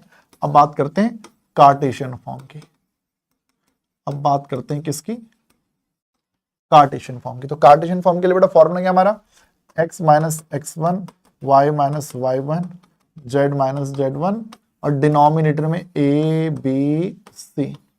x1 y1 z1 का मतलब क्या है, पॉइंट जहां से लाइन पास कर रही है, line is passing through this point, line is passing through this point. तो 1 0 और -2, x में से 1 माइनस करो, y में से 0 माइनस करो और z में से -2 को माइनस करो, अपॉन में पैरेलल वेक्टर। पैरेलल वेक्टर आपका ये है जी, पैरेलल वेक्टर। तो इसमें 3 -2 और 7 है ना, तो नीचे 3 -2 और 7 बेटा आप लोगों को देखने को मिल जाएगा। और इसमें एक बात समझना, ये जो माइनस माइनस इसको प्लस कर दूं, इसको माइनस माइनस प्लस कर दिया जाए, माइनस माइनस प्लस हमने उसको कर दिया। तो देख सकते हैं ये वेक्टर फॉर्म थी और बेटा ये हम लोगों ने इसकी बना दी है कार्टेशियन फॉर्म = लैम्डा, ठीक है। सो गाइस वेक्टर इक्वेशन आ गई मेरे पास, कार्टेशियन इक्वेशन भी जो है मुझे यहां पे देखने को मिल गई है। अब इसमें एक बात समझना, वेक्टर फॉर्म में 1 0 और -2 ये पॉइंट है, 1 0 और -2। वहां देखो 1 0 वहां प्लस का 2 भले दिख रहा है बट z -2 आएगा, तो 1 0 -2 बेटा आपके लिए पॉइंट है। यहां पैरेलल वेक्टर लैम्डा के साथ दिखता है 3 -2 7, 3 -2 7। वहां पैरेलल वेक्टर के कंपोनेंट्स डिनोमिनेटर में दिखते हैं 3 -2 7, ठीक है। तो क्वेश्चन एग्जाम में क्या आ जाता है, वेक्टर फॉर्म दे रखी होगी उसको कार्टेशियन में कन्वर्ट करना होगा, या फिर कभी कभी कार्टेशियन दे रखी होगी उसको वेक्टर में कन्वर्ट करना होगा। तो यहां ध्यान से देखो 1 0 -2 वो वहां न्यूमरेटर में से माइनस हो रहे हैं, देखो 1 0 -2, ये 3 -2 7 ये डिनोमिनेटर में जा रहे हैं, समझ पा रहे हो। ऐसे ही मान लो अगर मैं आपसे बोल देता हूं एक लाइन गिवन है, क्या दे दी, r vector = 3i + 5j + 2k + lambda 4i - 2j + k। कह रहा बताओ इसकी कार्टेशियन फॉर्म क्या होगी, कर बताओ भाई इसकी कार्टेशियन फॉर्म जो है वो इसकी क्या होगी। तो बात को समझना मेरे दोस्त, लाइन को देखकर आप क्या बता रहे हो। सबसे पहले तो इस लाइन के ऊपर एक पॉइंट है 352, इस लाइन के ऊपर पॉइंट है, ये बताता है, ये इतना हिस्सा बताता है क्या, पॉइंट। और ये क्या बताता है, ये हमारा बताता है पैरेलल वेक्टर, ये हमें बताता है पैरेलल वेक्टर। तो पैरेलल वेक्टर क्या है, 4i माइनस 2j प्लस के। तो हमें निकालनी है कार्टेशियन फॉर्म। तो फॉर्मूला होता है ना x माइनस, वो जो 3 है वो माइनस में आ जाएगा, वो जो 5 है वो माइनस में आ जाएगा, वो जो 2 है वो हमारा माइनस में आ जाएगा, और वो जो 4 माइनस 2 और 1 है, 4 माइनस 2 और 1 है, वो हमारे डिनोमिनेटर में आ जाएंगे। तो हमारी कार्टेशियन फॉर्म बेटा यहाँ पे हमारी ये बन गई है। मुझे अगर कार्टेशियन फॉर्म दे दी, मुझे कार्टेशियन फॉर्म दे दी गई है x minus 2 y plus 3 z 1 minus 4 2। कह रहा बताओ इसकी वेक्टर फॉर्म क्या होगी, इसकी जो वेक्टर फॉर्म है वो क्या होने वाली, ये मुझसे पूछ लिया गया। तो दोस्त वेक्टर फॉर्म के लिए देखो, सबसे पहले तो कार्टेशियन फॉर्म जो वो x माइनस 2 y, वो जो प्लस का 3 है मतलब क्या है, वो माइनस में माइनस का 3 है, और z में से माइनस हो रहा है 0, अपॉन में 1, अपॉन में माइनस 4, अपॉन में 2। ठीक है। सो गाइस लाइन जो है ना, लाइन ये माइनस x माइनस 2 है ना, तो ये प्लस का 2 है, y में से माइनस किया माइनस 3, z में से माइनस किया 0, और पैरेलल वेक्टर हमारा क्या है 1 माइनस 4 2, तो 1 माइनस 4 और 2, तो ये बन जाएगी r equals to a plus lambda b, r equals to a। तो a वेक्टर 2 माइनस 3 0 रहेगा, 2 माइनस 3 और 0। b वेक्टर बेटा हमारा, b वेक्टर 1 माइनस 4 2 है ना, 1 माइनस 4 2, तो i माइनस 4j प्लस का 2 के बेटा हमारा यहाँ पर ये आ जाएगा। सो ये देख सकते हैं इस तरीके से बेटा हमारी ये कार्टेशियन से वेक्टर फॉर्म भी बन गई। तो वेक्टर को कार्टेशियन में कन्वर्ट कर सकते हैं, कार्टेशियन को वेक्टर में कन्वर्ट कर सकते हैं, इसमें कोई दिक्कत वाली सी बात नहीं है। और बढ़ते हैं हम आगे की तरफ। सो चलिए बेटा अब ना मैं आपको कुछ और भी क्वेश्चन दिखाता हूं। यहां पर देखो क्या है ना, हमें वेक्टर फॉर्म दे रखी थी तो कार्टेशियन में कन्वर्ट कर दिया, कार्टेशियन दे रखी तो हमने वेक्टर में कन्वर्ट कर दिया, तो आसान काम हो गया, इसमें दिक्कत नहीं आ रही है। मैंने आपके सामने क्वेश्चन रखता हूं, कह रहे कि a line passing through 2 1 5 and parallel to another line x plus 2 y minus 3 z plus 1 on में 4 8 7। ये क्वेश्चन बेटा मेरे सामने इधर रख दिया जाता है, कह इस लाइन की इक्वेशन निकालो जो कहां से पास कर रही है, विच इज पासिंग थ्रू 2 1 एंड 5। अब जनरली होता क्या था, हमें किसी लाइन की इक्वेशन निकालनी होती थी, जब भी हमें किसी लाइन की इक्वेशन निकालनी होती थी तो पॉइंट गिवन होता था, बट पॉइंट के साथ हमें पैरेलल वेक्टर गिवन होता था। वेक्टर, कोई दूसरी लाइन की इक्वेशन गिवन नहीं होती थी, हमें वेक्टर गिवन होता था, वेक्टर में डायरेक्शन बता दिया करता था, और तब जाके हम लाइन की इक्वेशन निकालते थे। इस तरीके से ये लाइन की इक्वेशन निकल गई है ना। अब क्या है ना बेटा, अब मेरे पास एक क्वेश्चन रखा, क्या बोलता है कि एक लाइन है विच इज पासिंग थ्रू 2 1 5, पॉइंट मुझे अभी भी दे रखा है, पॉइंट मुझे अभी भी दे रखा है, बट क्या बोल दिया, this is parallel to another line. अब इसके पैरेलल मुझे कोई वेक्टर नहीं दिया, मुझे एक नई लाइन दे दी, कह दिया कि इसके ही पैरेलल एक नई लाइन है, this is a new line, और इस न्यू लाइन की इक्वेशन क्या है, x plus 2 y minus 3 z plus 1 upon में क्या है 4 8 7। भाई मुझे इसकी इक्वेशन चाहिए, इसकी इक्वेशन मुझे चाहिए, बट इक्वेशन के लिए पॉइंट है मेरे पास क्या नहीं है, मुझे पैरेलल वेक्टर चाहिए होता है, मुझे पैरेलल लाइन नहीं चाहिए होती, मुझे पैरेलल वेक्टर चाहिए होता है। और पैरेलल वेक्टर भी जो आपको चाहिए होता है ना बेटा, पैरेलल वेक्टर इसलिए चाहिए होता है ताकि वो डायरेक्शन में बता सके। अब क्या बोल रहा है कि इस लाइन की इक्वेशन निकाल लो जो इस दूसरी लाइन के पैरेलल है, और उस दूसरी लाइन की इक्वेशन दे रखी है। तो आपको करना क्या है, उस पैरेलल वाली इक्वेशन में से ना आपके काम की चीज है डायरेक्शन। आपके काम की चीज क्या है, डायरेक्शन।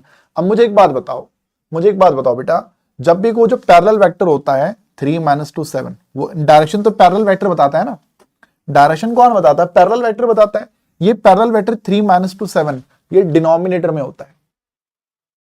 क्यों भाई, तो यानी कि हमें पैरेलल वेक्टर चाहिए। हमें क्या चाहिए, हमें जरूरत है भाई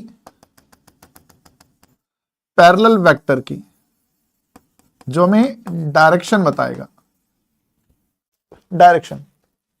तो इस लाइन में मुझे बताओ डायरेक्शन कहां दिखेंगे, न्यूमरेटर में दिखेंगे या डिनोमिनेटर में दिखेंगे। तो डायरेक्शन रेशियो दिखते हैं डिनोमिनेटर में, 4 8 7, 4i 8j एंड 7k।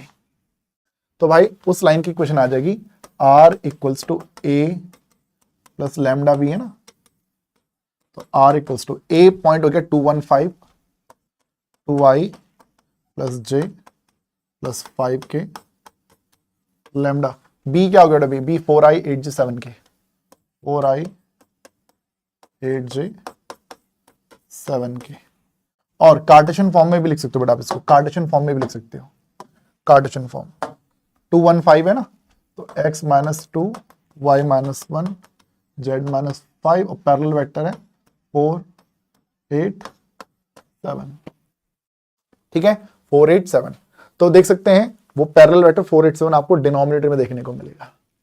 तो ये है हमारी इस लाइन की इक्वेशन। अच्छा सर इसमें ये 2 3 1 का क्या रूल है भाई, वो पहली बात तो 2 नहीं -2 है, वो इस लाइन के ऊपर कोई पॉइंट होगा -2 3 एंड -1। उस -2 3 एंड -1 का कोई रोल नहीं, वो तो एक पॉइंट है। मुझे पॉइंट नहीं चाहिए, मुझे वेक्टर चाहिए, और वेक्टर 4 8 7 बता रहा है। बात समझे। तो ये कॉन्सेप्ट बेटा आप लोग समझ पाए होंगे, मैं मान के चल रहा हूं। ठीक है, ऐसे ही क्वेश्चन मैं आपको भी और दिखाता हूं थोड़ी देर में। ठीक है, फिलहाल जरा समझना। अब देखिए एक ये इस तरह का क्वेश्चन बेटा हमारे पास आ जाता है, जिसमें देख सकते हैं 3y + 4 = x, और ये आप देख सकते हैं 2y - 1 = z। आपको बोल देगा कि कोई लाइन की इक्वेशन है। जनरली लाइन की इक्वेशन ऐसी होती नहीं है। लाइन की इक्वेशन तो आपको ऐसे दिखती है ना कार्टेशियन फॉर्म में, बट इन्होंने कुछ इस तरीके से दे रखी है, कह रहा है कि इसको वेक्टर फॉर्म में लिखो। तो भाई देखो ऐसा है ना, ये जो आपको दे रखा है 3y + 4 = x, आपको करना क्या है, यहां से y की वैल्यू निकालनी है। 4 को राइट में भेज दो, y की वैल्यू आ जाएगी x - 4k / 3। इसी वहां पे देखो क्या है, 2y - 1 = z है, तो 2y आपका बन जाएगा z + 1 और y आपका बन जाएगा z + 1k / 2। ठीक है, देखो इसको इक्वेशन 1 मानो, इसको इक्वेशन 2 मानो, फ्रॉम 1 एंड 2। देखो यहां पे मेरा जो y है वो इक्वल्स टू है x - 4k / 3। वहां पे जो मेरा y है वो है z + 1k / 2। अब मुझे बताओ क्या ये लाइन स्टैंडर्ड फॉर्म में आगे कि नहीं आगे। देखो अभी भी बहुत से बच्चों को हो सकता है ना दिख रही हो। देखो x - 4 / 3 ये तो सही दिख रहा है, y में से कुछ भी माइनस नहीं हो रहा, मतलब y में से 0 माइनस हो रहा है। नीचे कुछ नहीं है, मतलब नीचे 1 है। अल्टीमेटली y - 0 / 1 वो y तो बनता है। अब ये क्या बन गया, z में से देखो ये z + 1 है, यानी कि z माइनस का 1 है, और अपॉन में हमारे पास 2 है। तो लो भाई अब मुझे बताओ क्या इसको आप वेक्टर फॉर्म में लिख सकते हो कि नहीं लिख सकते हो। लिख सकते हो गाइस, कमेंट करके बताना इसका आंसर, कमेंट करके बताइए टाइम स्टैम्प के साथ कि इसका आंसर क्या होने वाला है विद टाइम स्टैम्प। ठीक है ना, कमेंट करके बताना। r = आपका क्या रहेगा, a + लैम्डा भी होता है ना, तो पॉइंट क्या है, डायरेक्शन रेशियोज क्या है। ठीक है भाई, चलिए सो ये चीज बेटा हम लोगों ने यहां पे करी। तो ये सब है टाइप ऑफ क्वेश्चन। अब ऐसी बेटा मैं आप लोगों से बोल देता हूं, मैंने आपके सामने क्वेश्चन रख दिया, line passing through 1 6 - 1 and parallel to line joining A and B.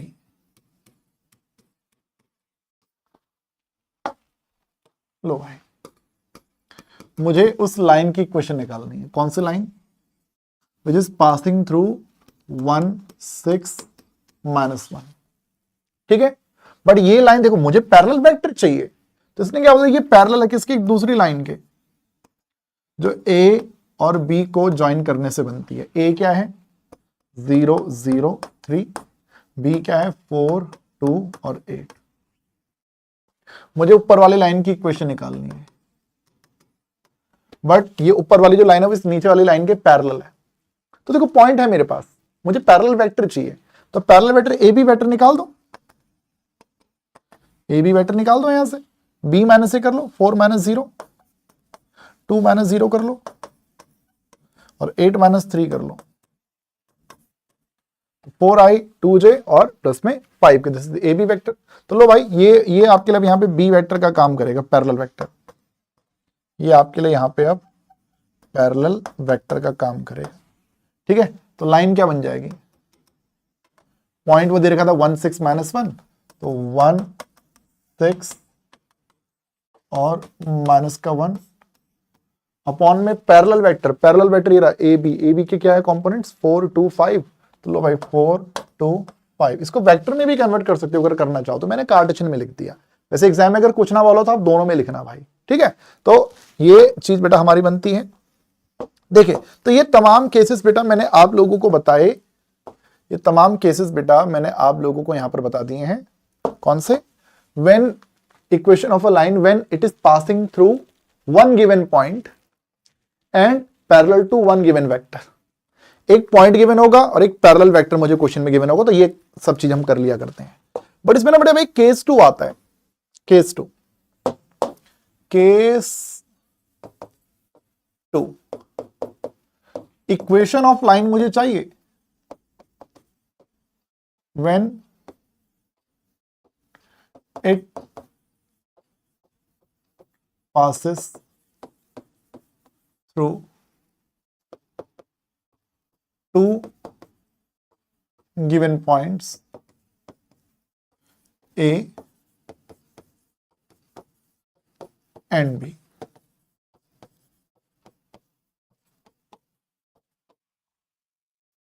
ठीक है, तो देखो बेटा ऐसा है ना, कुछ अलग चीज नहीं है। मतलब मैं फॉर्मूला लिखवा देता हूं क्योंकि हमें बुक्स में दिया होता है। ठीक है, बट ये कि वो फॉर्मूला याद रखो, जरूरी नहीं कि लॉजिक से भी करना चाहो तो काम बन जाएगा। देखो आपको क्या बोलेगा, आपको चाहिए एक लाइन की इक्वेशन। ये लाइन है, line is passing through the point A जिसके कोऑर्डिनेट्स हैं x1 y1 z1। ये क्वेश्चन में आपको गिवन है, ये क्वेश्चन में आप लोगों को गिवन होगा। आपको एक दूसरा पॉइंट भी गिवन होगा b x2 y2 और z2, ये भी क्वेश्चन में आपको गिवन होगा। ठीक है, अब मेरी बात समझना, हमें ना पैरेलल वेक्टर नहीं गिवन। हमें क्या है? हमें पैरेलल वेक्टर नहीं गिवन। बट पैरेलल वेक्टर का काम क्या होता था? जनरली हम क्या लिखते थे equation? R vector equals to A plus lambda B. ये बी होता था क्या? Parallel vector. पैरेलल वेक्टर क्या करता था? पैरेलल वेक्टर बेटा आपको बताता था डायरेक्शन। पैरेलल वेक्टर आपको क्या बताता था? पैरेलल वेक्टर आपको बताया करता था डायरेक्शन, ये आपको डायरेक्शन बताया करता था। करेक्ट है? तो डायरेक्शन जरूरी थोड़ी पैरेलल वेक्टर ही बताए, वो तो कोलिनियर वेक्टर भी बता सकता है। वो तो आपको कोलिनियर वेक्टर भी तो डायरेक्शन बता सकता है ना बेटा, कोलिनियर वेक्टर। तो ये ए वेक्टर होता था हमारा पहला पॉइंट, तो वो तो है मेरे पास अभी भी। R vector equals to A vector plus lambda, but मुझे अब यहां पे चाहिए parallel vector. But parallel vector तो दिया ही नहीं है, तो मैं कह रहा हूं पैरेलल नहीं दिया, कोलिनियर वेक्टर तो दे रखा होगा, कोलिनियर वेक्टर। तो ध्यान से देखो, डायरेक्शन तो मुझे मालूम है, मुझे ए से शुरू करना है और किस दिशा में जाना है? मुझे बी की दिशा में जाना है, ए से बी की तरफ जाना है। शुरुआत अगर मैं ए से कर रहा हूं तो मुझे उस बी की दिशा में जाना है। पहले क्या गड़बड़ होती थी? पहले क्या गड़बड़ होती थी? कि पहले अगर हमें पॉइंट मालूम है तो किस दिशा में जाना है, दूसरा पॉइंट तो नहीं दिया, तो पॉइंट नहीं दिया इसलिए हमें पैरेलल वेक्टर की जरूरत पड़ती थी जो बताता कि हाँ उस दिशा में जाना है। बट भाई अब मुझे पैरेलल वेक्टर की जरूरत ही नहीं है। क्यों नहीं जरूरत? क्योंकि मुझे ऑलरेडी दूसरा पॉइंट मालूम है, ए से शुरू करके मुझे बी की दिशा में जाना है। तो डायरेक्शन के लिए बेटा मैं यहां पे ए बी वेक्टर का इस्तेमाल कर लेता हूं, ए बी वेक्टर का, ए से लेके बी वेक्टर का, इसका इस्तेमाल मैं कर लेता हूं। अब क्वेश्चन आता है कि सर वो ए बी वेक्टर आप कैसे लिखोगे, ए बी वेक्टर आप कैसे लिखोगे? तो ए बी वेक्टर के लिए भाई हम क्या बोलते हैं, इस बी के पोजीशन वेक्टर में से माइनस कर दो ए का पोजीशन वेक्टर।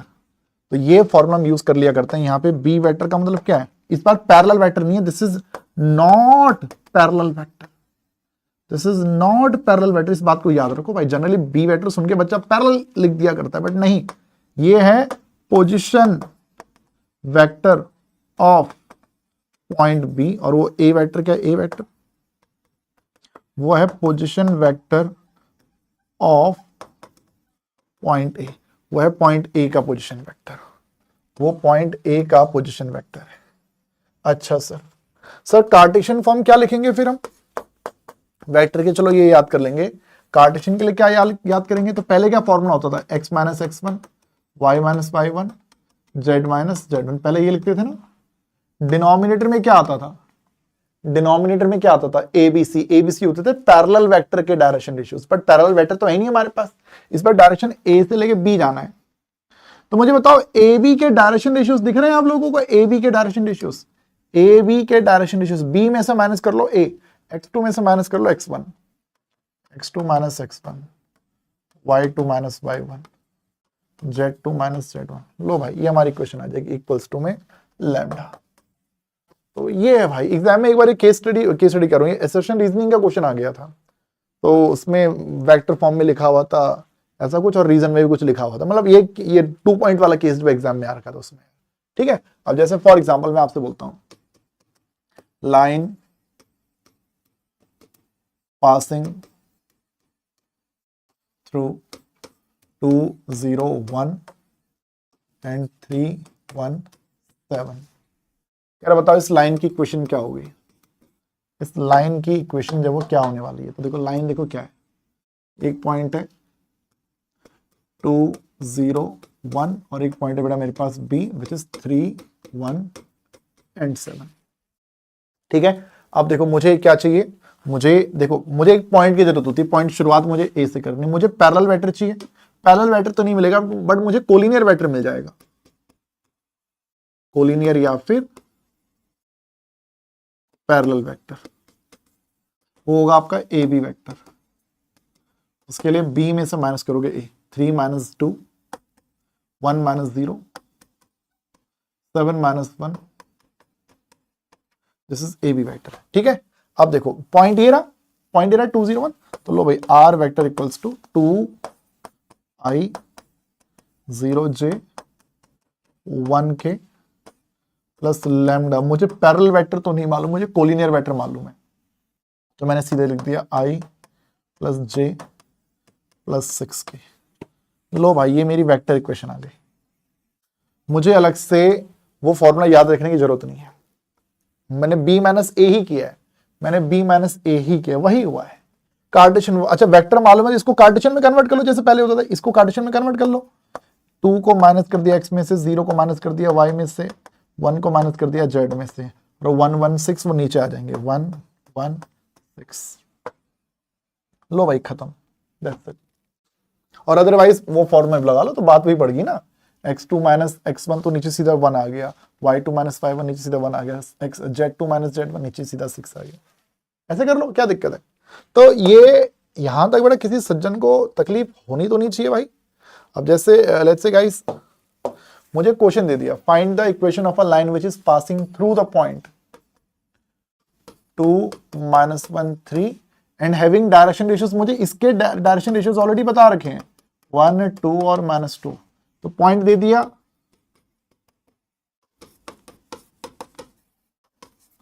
अपॉन, अब डायरेक्शन रेशियो तुम मुझे अपने आप ही दे रहे हो, 1 2 माइनस 2, तो लो भाई 1 2 माइनस 2, क्वेश्चन खत्म भाई, that's it.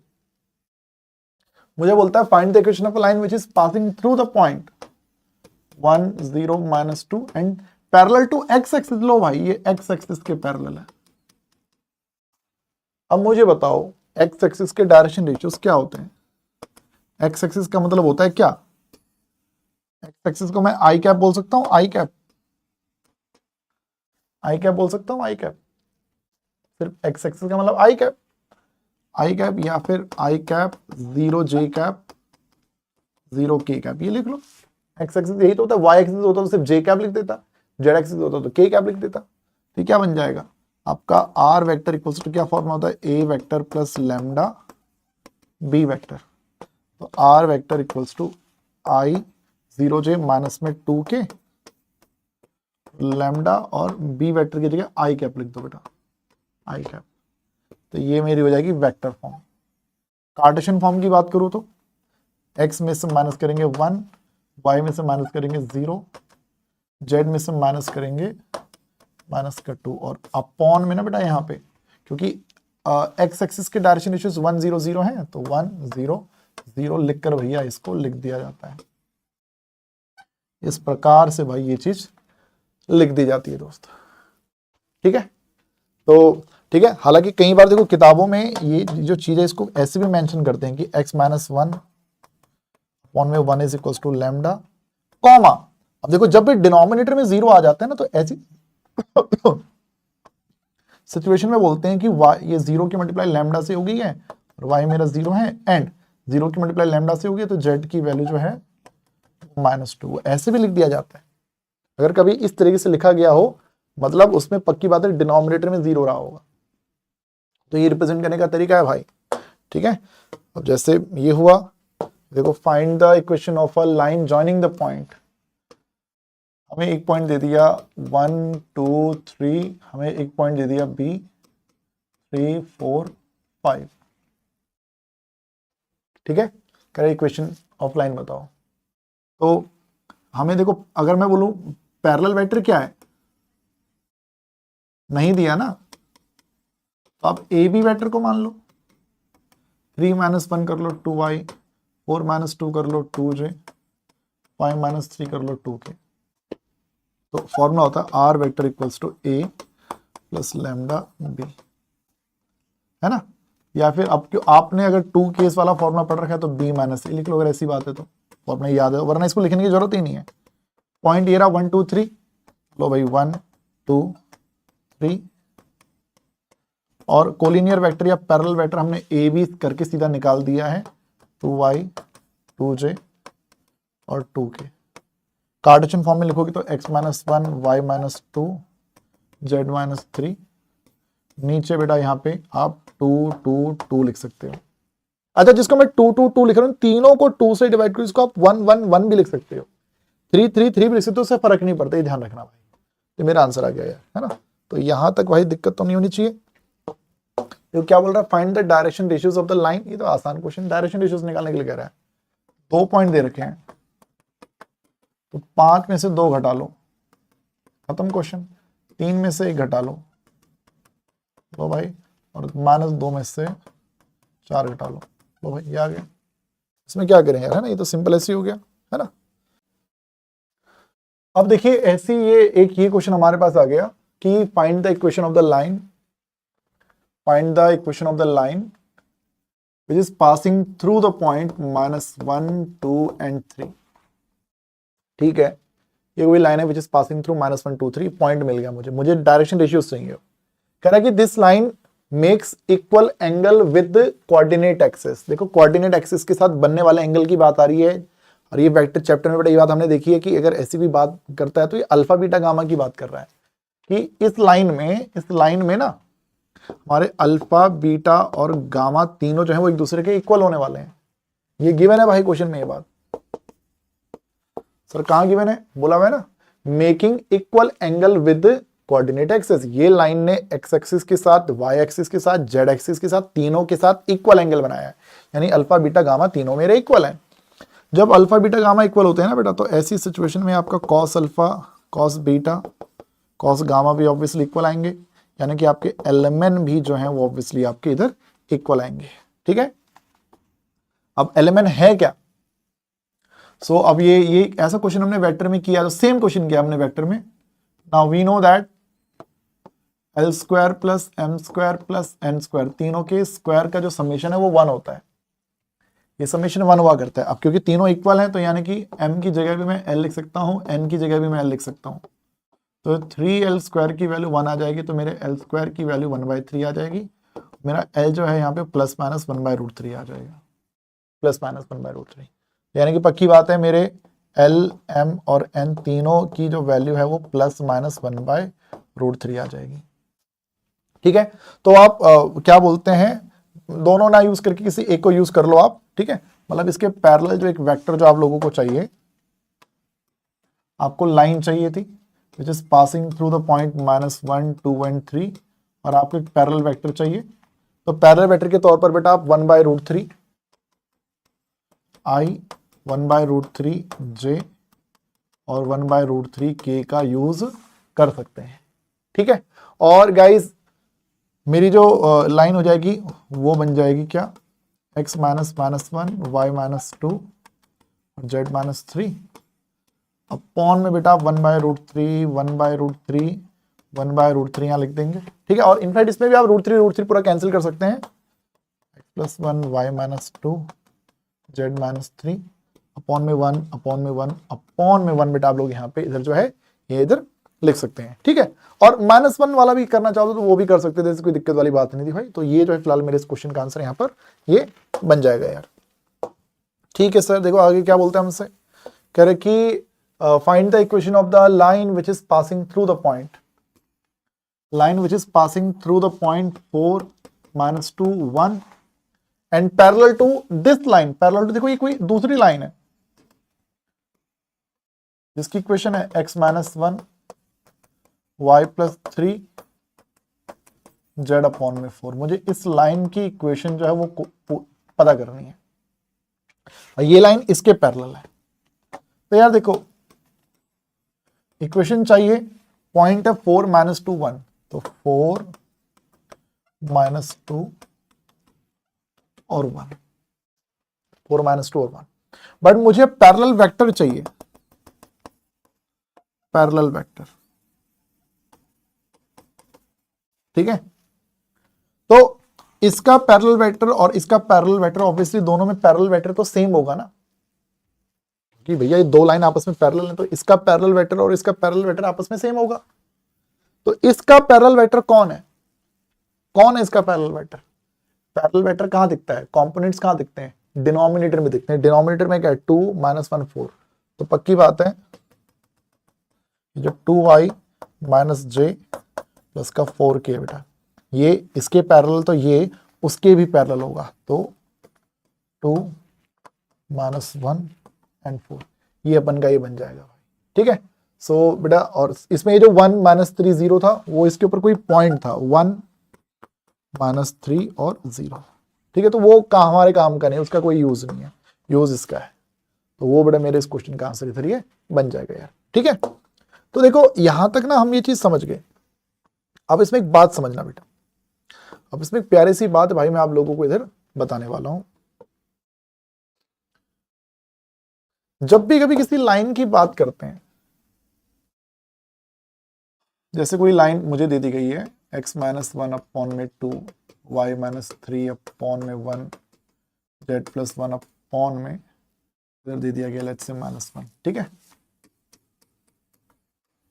Points on the line. अगर मैं आपसे कहता 2 डायमेंशनल ज्योमेट्री में कि कोई लाइन है लेट्स से x + y = 4, इस लाइन के ऊपर तुम मुझे कोई पॉइंट निकाल के बता सकते हो, तो तुम क्या बोलते हो कि सिंपल है, x की जगह 1 रख लो तो y की वैल्यू 3 आ जाएगी, x की जगह 2 रख लो y की वैल्यू 2 आ जाएगी, x की जगह 4 रख लो y की वैल्यू 0 आ जाएगी, x की जगह 5 रख लो y की वैल्यू -1 आ जाएगी। इस तरह से लाइन के ऊपर इनफाइनाइट पॉइंट्स निकल जाते हैं, है ना। अब मैं कह रहा हूं 3D में अगर मुझे कभी किसी लाइन की इक्वेशन मालूम हो, मुझे लाइन की इक्वेशन दे दी, मुझे बोल दिया इसके ऊपर तुम पॉइंट्स निकालो, इसके ऊपर तुम निकालो पॉइंट्स। तो पॉइंट्स निकालने के लिए तरीका क्या है, तुम क्या बोलते हैं आपसे कि भाई एक काम करो, इससे ना इक्वल्स टू लैम्डा जो हम रखते हैं ना, लैम्डा रखते हैं ना, तो आपने इन तीनों को लैम्डा से इक्वेट कर देना है। x माइनस 1/2 को भी लैम्डा से इक्वेट कर दो, y माइनस 3/1 को भी लैम्डा से इक्वेट कर दो, और z प्लस 1/-1 को भी आप लैम्डा से इक्वेट कर दो। तो यहां से देखो आपको x की वैल्यू आ जाएगी 2 लैम्डा प्लस 1, यहां से आपको y की वैल्यू मिल जाएगी लैम्डा प्लस 3, यहां से आपको z मिल जाएगा माइनस का लैम्डा माइनस का 1। तो गाइस x की, y की और z की वैल्यू मिल गई ना, इसे पैरामेट्रिक फॉर्म बोलते हैं। x की वैल्यू लैम्डा के टर्म्स में, y की वैल्यू लैम्डा के टर्म्स में, z की वैल्यू लैम्डा के टर्म्स में, और इसी x को मैं लिख दूं 2 lambda plus 1 lambda plus 3 minus lambda minus 1। तो this is known as general point on the line. ये लाइन के ऊपर किसी जनरल पॉइंट के नाम से जाना जाता है। इस लैम्डा की हेल्प से आप इस लाइन के ऊपर कितने भी पॉइंट्स निकाल सकते हो। जैसे for example, for lambda equals to 0, मेरा जो पॉइंट है क्या बन जाएगा, लैम्डा की जगह 0 रख दो, 0 प्लस 1, 0 प्लस 3, 0 माइनस 1। ये पक्की बात है, लैम्डा के ऊपर पॉइंट आ गया, ये पॉइंट है, ये इस लाइन के ऊपर पॉइंट आ गया। सर ये कैसे लाइन के ऊपर पॉइंट है भाई, चेक करके देख लो। 1 को यहां रखो, 1 माइनस 1 0, 3 को 3 माइनस 3 0, माइनस 1 प्लस 1 0। देखो तीनों एक दूसरे के इक्वल आ रहे हैं, यानी वो पॉइंट इस कंडीशन को सेटिस्फाई कर रहा है ना। मैंने बोला भाई लैम्डा की वैल्यू 1 रख लो, तो पॉइंट क्या बन जाएगा, 2 plus 1 3, 1 plus 3 4, minus 1 minus 1 minus का 2। ये पॉइंट पक्की बात है इस लाइन के ऊपर होगा, और तुम्हें चेक करना है कभी भी कि ये पॉइंट उस लाइन के ऊपर है या नहीं। कैसे चेक करोगे, कैसे चेक करोगे, x की जगह 3 रख लो, 3 को यहां रखो, 3 माइनस 1 2, 2/2 1 आ जाएगा। 4 को यहां रखो, 4 को यहां रखो, 4 माइनस 3 1, 1/1 1 आ जाएगा। Minus 2 plus 1 minus 1/-1 1। तीनों एक दूसरे के इक्वल आएंगे। उस पॉइंट को अगर यहां पुट कर दूं तो तीनों का जो रेशियो है वो सेम आना चाहिए भाई, मतलब तीनों की वैल्यू जो है वो सेम आनी चाहिए। सेम आ रही है यानी कि हाँ वो पॉइंट इस लाइन को सेटिस्फाई करता है। तो ऐसे में लैम्डा की जगह कुछ भी रख दूं, ऐसे लैम्डा की वैल्यूज में कुछ भी रख दो, ऐसे मुझे इनफाइनाइट पॉइंट्स मिल जाएंगे, मुझे एक्स बाय जेड की ऐसे इनफाइनाइट वैल्यूज मिल जाएंगी। तो ये होता है concept of point on a line, point on A line. जैसे मैं आपसे बोलता हूं find the point on the line which lies at parameter value lambda equals to -1। तो ये बेसिकली आपसे क्या बोल रहा है कि लैम्डा की जो वैल्यू है ना, लैम्डा वो -1 के इक्वल है। जनरली देखो आप जनरल पॉइंट निकालोगे, आप x माइनस 2/3 को लैम्डा के इक्वल रखोगे, y प्लस 1/2 को आप लैम्डा के इक्वल रखोगे, z/1 को आप लैम्डा के इक्वल रखोगे। तो यहां से आपका x क्या आ जाएगा, 3 लैम्डा प्लस 2, y आपका आ जाएगा 2 लैम्डा माइनस 1, z आपका आ जाएगा लैम्डा। तो ये पॉइंट आपका बन, ये जनरल पॉइंट आ गया आपका 3 लैम्डा प्लस 2, 2 लैम्डा माइनस 1 और ये लैम्डा। तो लैम्डा की वैल्यू -1 है और लैम्डा इक्वल्स टू -1। तो -3 प्लस 2, -2 -1 और माइनस का 1। आप सीधा ही वहां पे -1 रख सकते थे, आपको एक्स वाई जेड मिल जाता। ये पॉइंट आ गया जी हमारा। तो -3/3 -3 + 1 -2/2 करेक्ट। सो मेरा ये पॉइंट इस लाइन के ऊपर आ गया। ठीक है, जैसे ये हुआ, मैं आपसे बोलता हूं for the coordinates of the point on the line for which find the coordinates of the point on the line for which x is equals to 4। कह रहा कोई लाइन है, ये रही लाइन, कह रहा इस पे कोई पॉइंट है जिसपे ना x की वैल्यू तो 4 है, लेकिन y की वैल्यू क्या है, z की वैल्यू क्या है, ये नहीं मैं समझ पा रहा। मैं ये नहीं समझ पा रहा कि मेरा x y कितना और z कितना, लेकिन मेरा x 4 है जी। तो आप इसमें सीधा x की जगह 4 रख लो, इधर आपको y और z मिल जाएगा। ठीक है, अदरवाइज वही, इसको अगर मैं लैम्डा रख दूं तो मेरा जनरल पॉइंट क्या बनेगा बेटा, मेरा जनरल पॉइंट क्या बनेगा बच्चे, x की वैल्यू 1 इंटू लैम्डा, y की वैल्यू 2 इंटू लैम्डा, z की वैल्यू 3 इंटू लैम्डा। तो आपको x की जगह 4 रखना है, आपको x की जगह 4 रखना है, यानी कि मेरा लैम्डा जो है खुद वो किसके इक्वल आ गया, 4 के इक्वल आ गया। 4 को वहां पुट कर दो, y हो जाएगा 2 lambda, that is 2 into 4, z हो जाएगा मेरा 3 लैम्डा, दैट इज 3 इंटू 4, तो ये बन जाएगा 4, 8 और 12, 4, 8 और 12। बोलो भाई, बात समझे कि नहीं समझे? ठीक है, आप सीधा यहाँ पे x की जगह 4 रख लेते तो y की वैल्यू 8 आ जाती, z की वैल्यू 12 आ जाती, तो आपका सीधा वही बन जाता। ठीक है, बट ये जनरल पॉइंट आपके, ठीक है। सो ये चीज बेटा बन रही है। देखो मुझे क्या बोल दिया गया, कह रहा find the point on this line whose x coordinate is 0। क्या बोल रहा है कि लाइन तो है बट उसमें जो x जो हमारा है वो 0 है, y कितना है, z कितना है वो हमें नहीं मालूम जी, ये हमारे सामने रख दिया गया। तो अगर मैं इसको इक्वल्स टू रख देता हूं लैम्डा, तो मेरे x की वैल्यू आ जाएगी 2 लैम्डा प्लस 1, y की वैल्यू आ जाएगी 4 लैम्डा प्लस 3 एंड z की वैल्यू आ जाएगी 6 लैम्डा माइनस 1। ठीक है, और क्योंकि देखो क्या बोल दिया, x 0 के इक्वल है, x अगर 0 के इक्वल होगा तो यहां से लैम्डा बेटा हमारा बनेगा -1 अपॉन में 2, लैम्डा हमारा क्या बनेगा -1 अपॉन में 2, तो उस -1 अपॉन में 2 को वहां रख लो। तो -2 प्लस 3, -2 प्लस 3 कितना हो जाएगा 1 एंड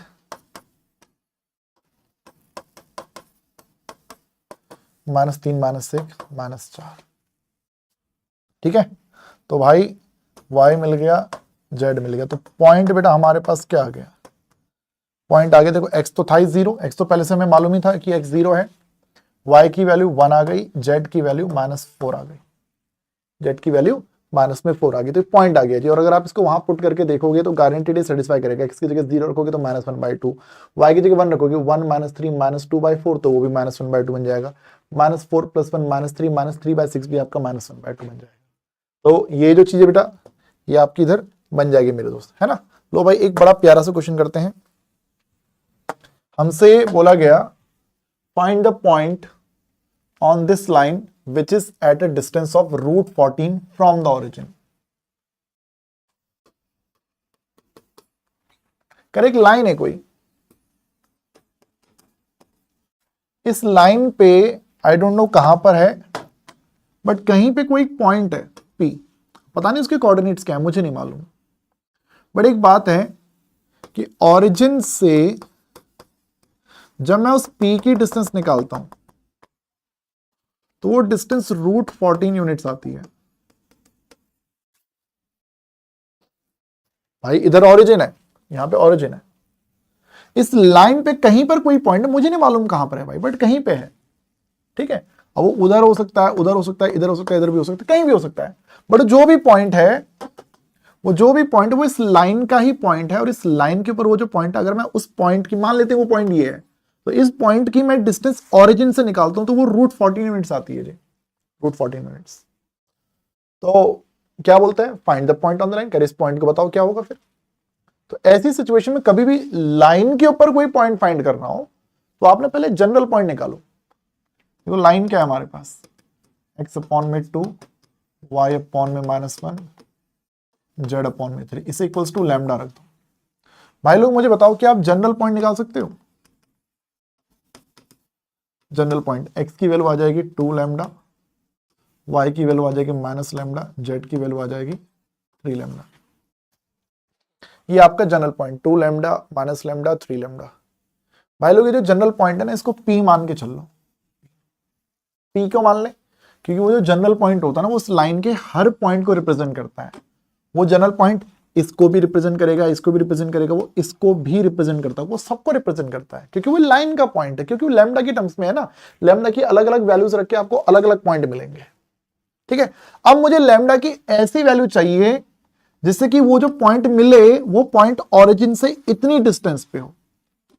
तो भाई देखो सिंपल, मुझे P मिल चुका है और इस P की ओरिजिन से डिस्टेंस निकालूंगा, ओरिजिन से P की डिस्टेंस, तो वो √14 यूनिट्स की डिस्टेंस बेटा मेरी ये बननी चाहिए। अब ये डिस्टेंस कैसे निकलेगी, रूट के अंदर मेरे भाई देखो P के कोऑर्डिनेट्स पूरे, ओरिजिन के कोऑर्डिनेट्स ये रहे, तो 2 लैम्डा -0, 2 लैम्डा -0 का होल स्क्वायर, -लैम्डा -0 का whole square and 3 lambda minus 0 का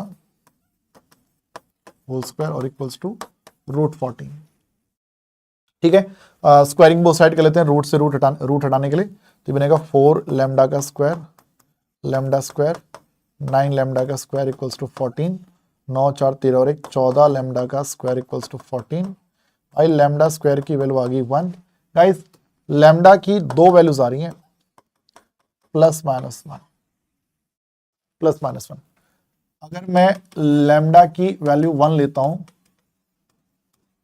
देन वो जो पॉइंट P है वो क्या बनेगा, 2 -1 एंड 3। और यही अगर मैं लैम्डा की वैल्यू -1 लेता हूं, देन जो पॉइंट P है बेटा क्या बनेगा, -2 प्लस का 1 एंड माइनस का 3। ये दो पॉइंट्स बेटा मेरे यहां पे बन जाएंगे, तो ये मेरे इस क्वेश्चन का इधर बन जाएगा राइट आंसर। कि देख लो इस पॉइंट की जरा एक बार आप ओरिजिन से डिस्टेंस निकाल के देख लो, वो भी रूट 14 आएगी, और अगर आप उस पॉइंट की ओरिजिन से डिस्टेंस निकालोगे तो वो भी रूट 14 आएगी, और ये पॉइंट भी लाइन पे लाई करेगा, ये वाला पॉइंट भी गारंटेड इसी लाइन पे लाई करेगा। तो गाइज आई होप इतना मैटर जो है आप लोग यहां तक समझ पाए होंगे यार, यहां तक आप लोगों को दिक्कत नहीं आई होगी। अब यहां पर ना एक कॉन्सेप्ट आता है, अब यहां पर भाई लोग एक कॉन्सेप्ट आता है एंगल बिटवीन टू लाइंस का, एंगल बिटवीन टू लाइंस का।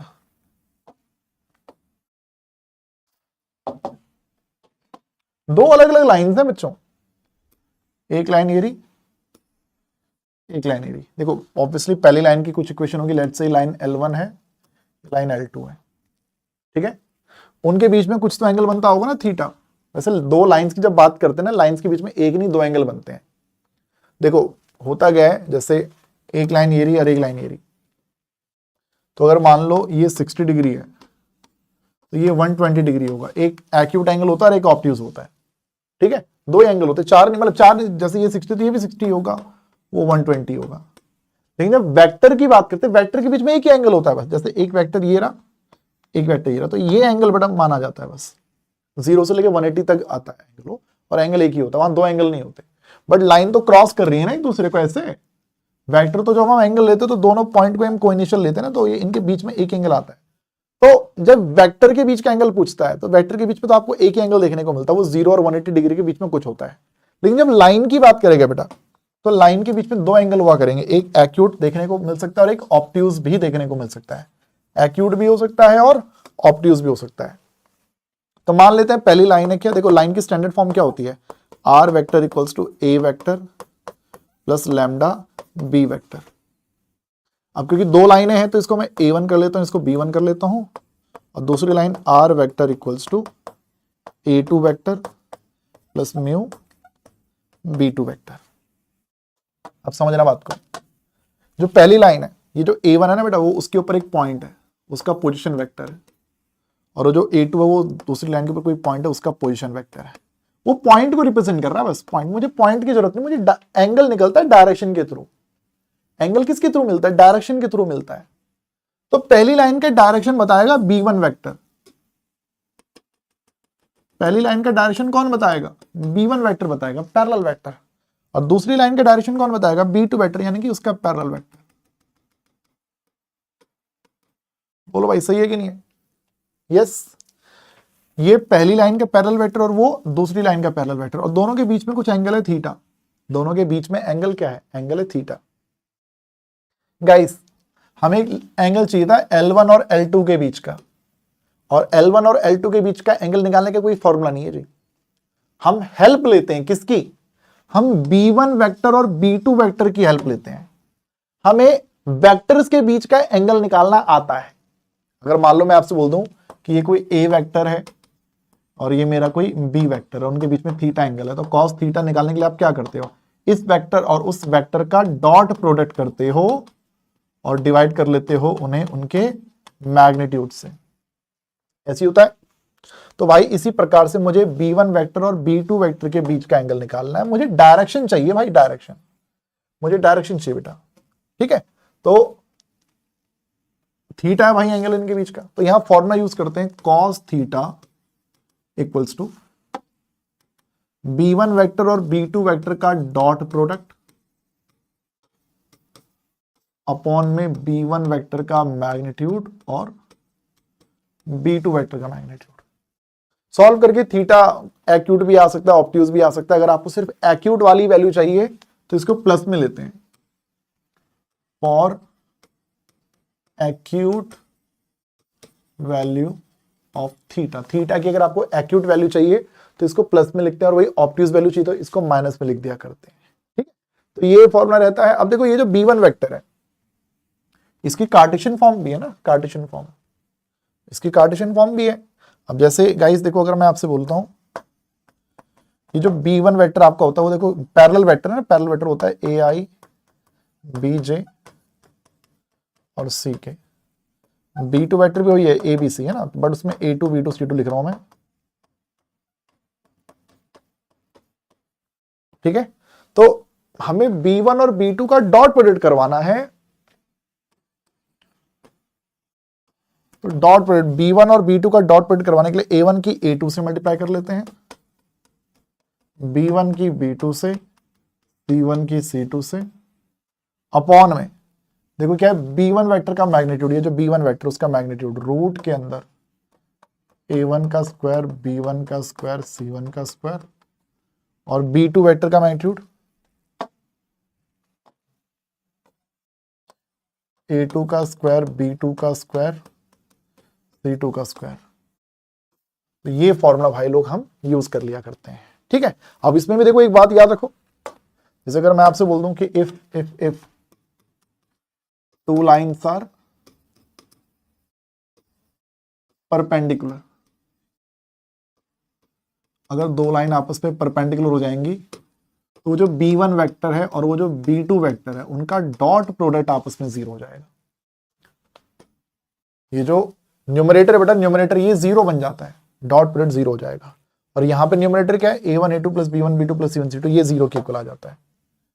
कार्टेशियन फॉर्म में A1 A2 plus B1 B2 plus C1 C2, ये वैल्यू आप लोगों को इक्वल्स टू 0 देखने को मिल जाया करती है मेरे दोस्त। जैसे फॉर एग्जांपल मैं आप लोगों से बोलता हूं, आपको दे दिया R vector equals to 2y plus j plus k plus lambda I minus 2j plus 3k, and दूसरी लाइन दी थी 3i plus 2j plus 4k mu 2i plus j plus 2k। आपको बोल दिया गया फाइंड करो एंगल बिटवीन टू लाइंस। अब देखो एग्जाम में ये देखना, लाइंस बोला हुआ है ना, लाइंस, और लाइन इक्वेशन भी दिख रही है साथ, लाइन की इक्वेशन है ना। वेक्टर होता तो सिर्फ वो इतना, एक वेक्टर होता तो सीधा दे देता कि लो भाई एक vector 2y plus j plus 3k है, दूसरा वेक्टर हमारा 3i plus 2j plus 4k है, इस तरह से कुछ लिख देता, कर इनके बीच में एंगल निकालो। तो यहाँ वेक्टर के बीच का एंगल चाहिए, बट यहाँ तो लाइन दे दी प्रॉपर, लाइंस के बीच में एंगल निकालना है। तो मेरी बात समझना बेटा, लाइंस के बीच में एंगल निकालना है, तो देखो सारा जो खेल है वो इस B1 वेक्टर और B2 वेक्टर का, क्योंकि डायरेक्शन ये बताता है, इस A1 पॉइंट का और इस A2 पॉइंट का कोई रोल नहीं है, खेल सारा B1 और B2 वेक्टर का है। तो बच्चे यहां पे आप साफ साफ देख सकते हैं, ये मेरे लिए B1 वेक्टर है और ये मेरे लिए B2 वेक्टर है। B1 वेक्टर I माइनस में 2j प्लस में 3k, B2 vector 2i plus j plus 2k। फॉर्मूले के अकॉर्डिंग गाइस मुझे इनका डॉट प्रोडक्ट चाहिए, तो 1 और 2 की मल्टीप्लाई, 2 और 1 की मल्टीप्लाई, 3 और 2 की मल्टीप्लाई, ये डॉट प्रोडक्ट आ गया 1 इंटू 2 माइनस 2 इंटू 1 3 इंटू 2, ये आपका बन गया 6। B1 वेक्टर का मैग्नीट्यूड करेंगे 1 का स्क्वायर 2 का स्क्वायर 3 का स्क्वायर, तो 9 और 4 13 और 1 14। B2 वेक्टर, तो B2 2 का स्क्वायर 4, 1 का स्क्वायर 2 का स्क्वायर 4, 4 4 8 और 1 9, 9 का स्क्वायर रूट, 9 का स्क्वायर रूट बन जाएगा 3। ठीक है, फिर वही फॉर्मूले में वैल्यूज डाल लो बेटा। हमारा cos theta b1 vector b2 vector का डॉट प्रोडक्ट, b1 का मैग्नीट्यूड b2 का मैग्नीट्यूड। और देखो कुछ नहीं बोला था, एक्यूट वाला एंगल निकालना है, मॉडुलस जरूर लगाना है। अगर यही वेक्टर पढ़ रहे होते तो वहां मॉडुलस नहीं लगाते बेटा, तो वहां पे मॉडुलस नहीं लगाते। तो यहां पे देखो क्या है 6√14 और साथ में 3, 6 से 3 कटेगा 2 अपॉन में √14। ये cos थीटा है, यहां से आपके थीटा की वैल्यू आ जाएगी cos इनवर्स 2 अपॉन में √14। ठीक है, तो बेटा जैसे ये हुआ, बात को समझना, आपको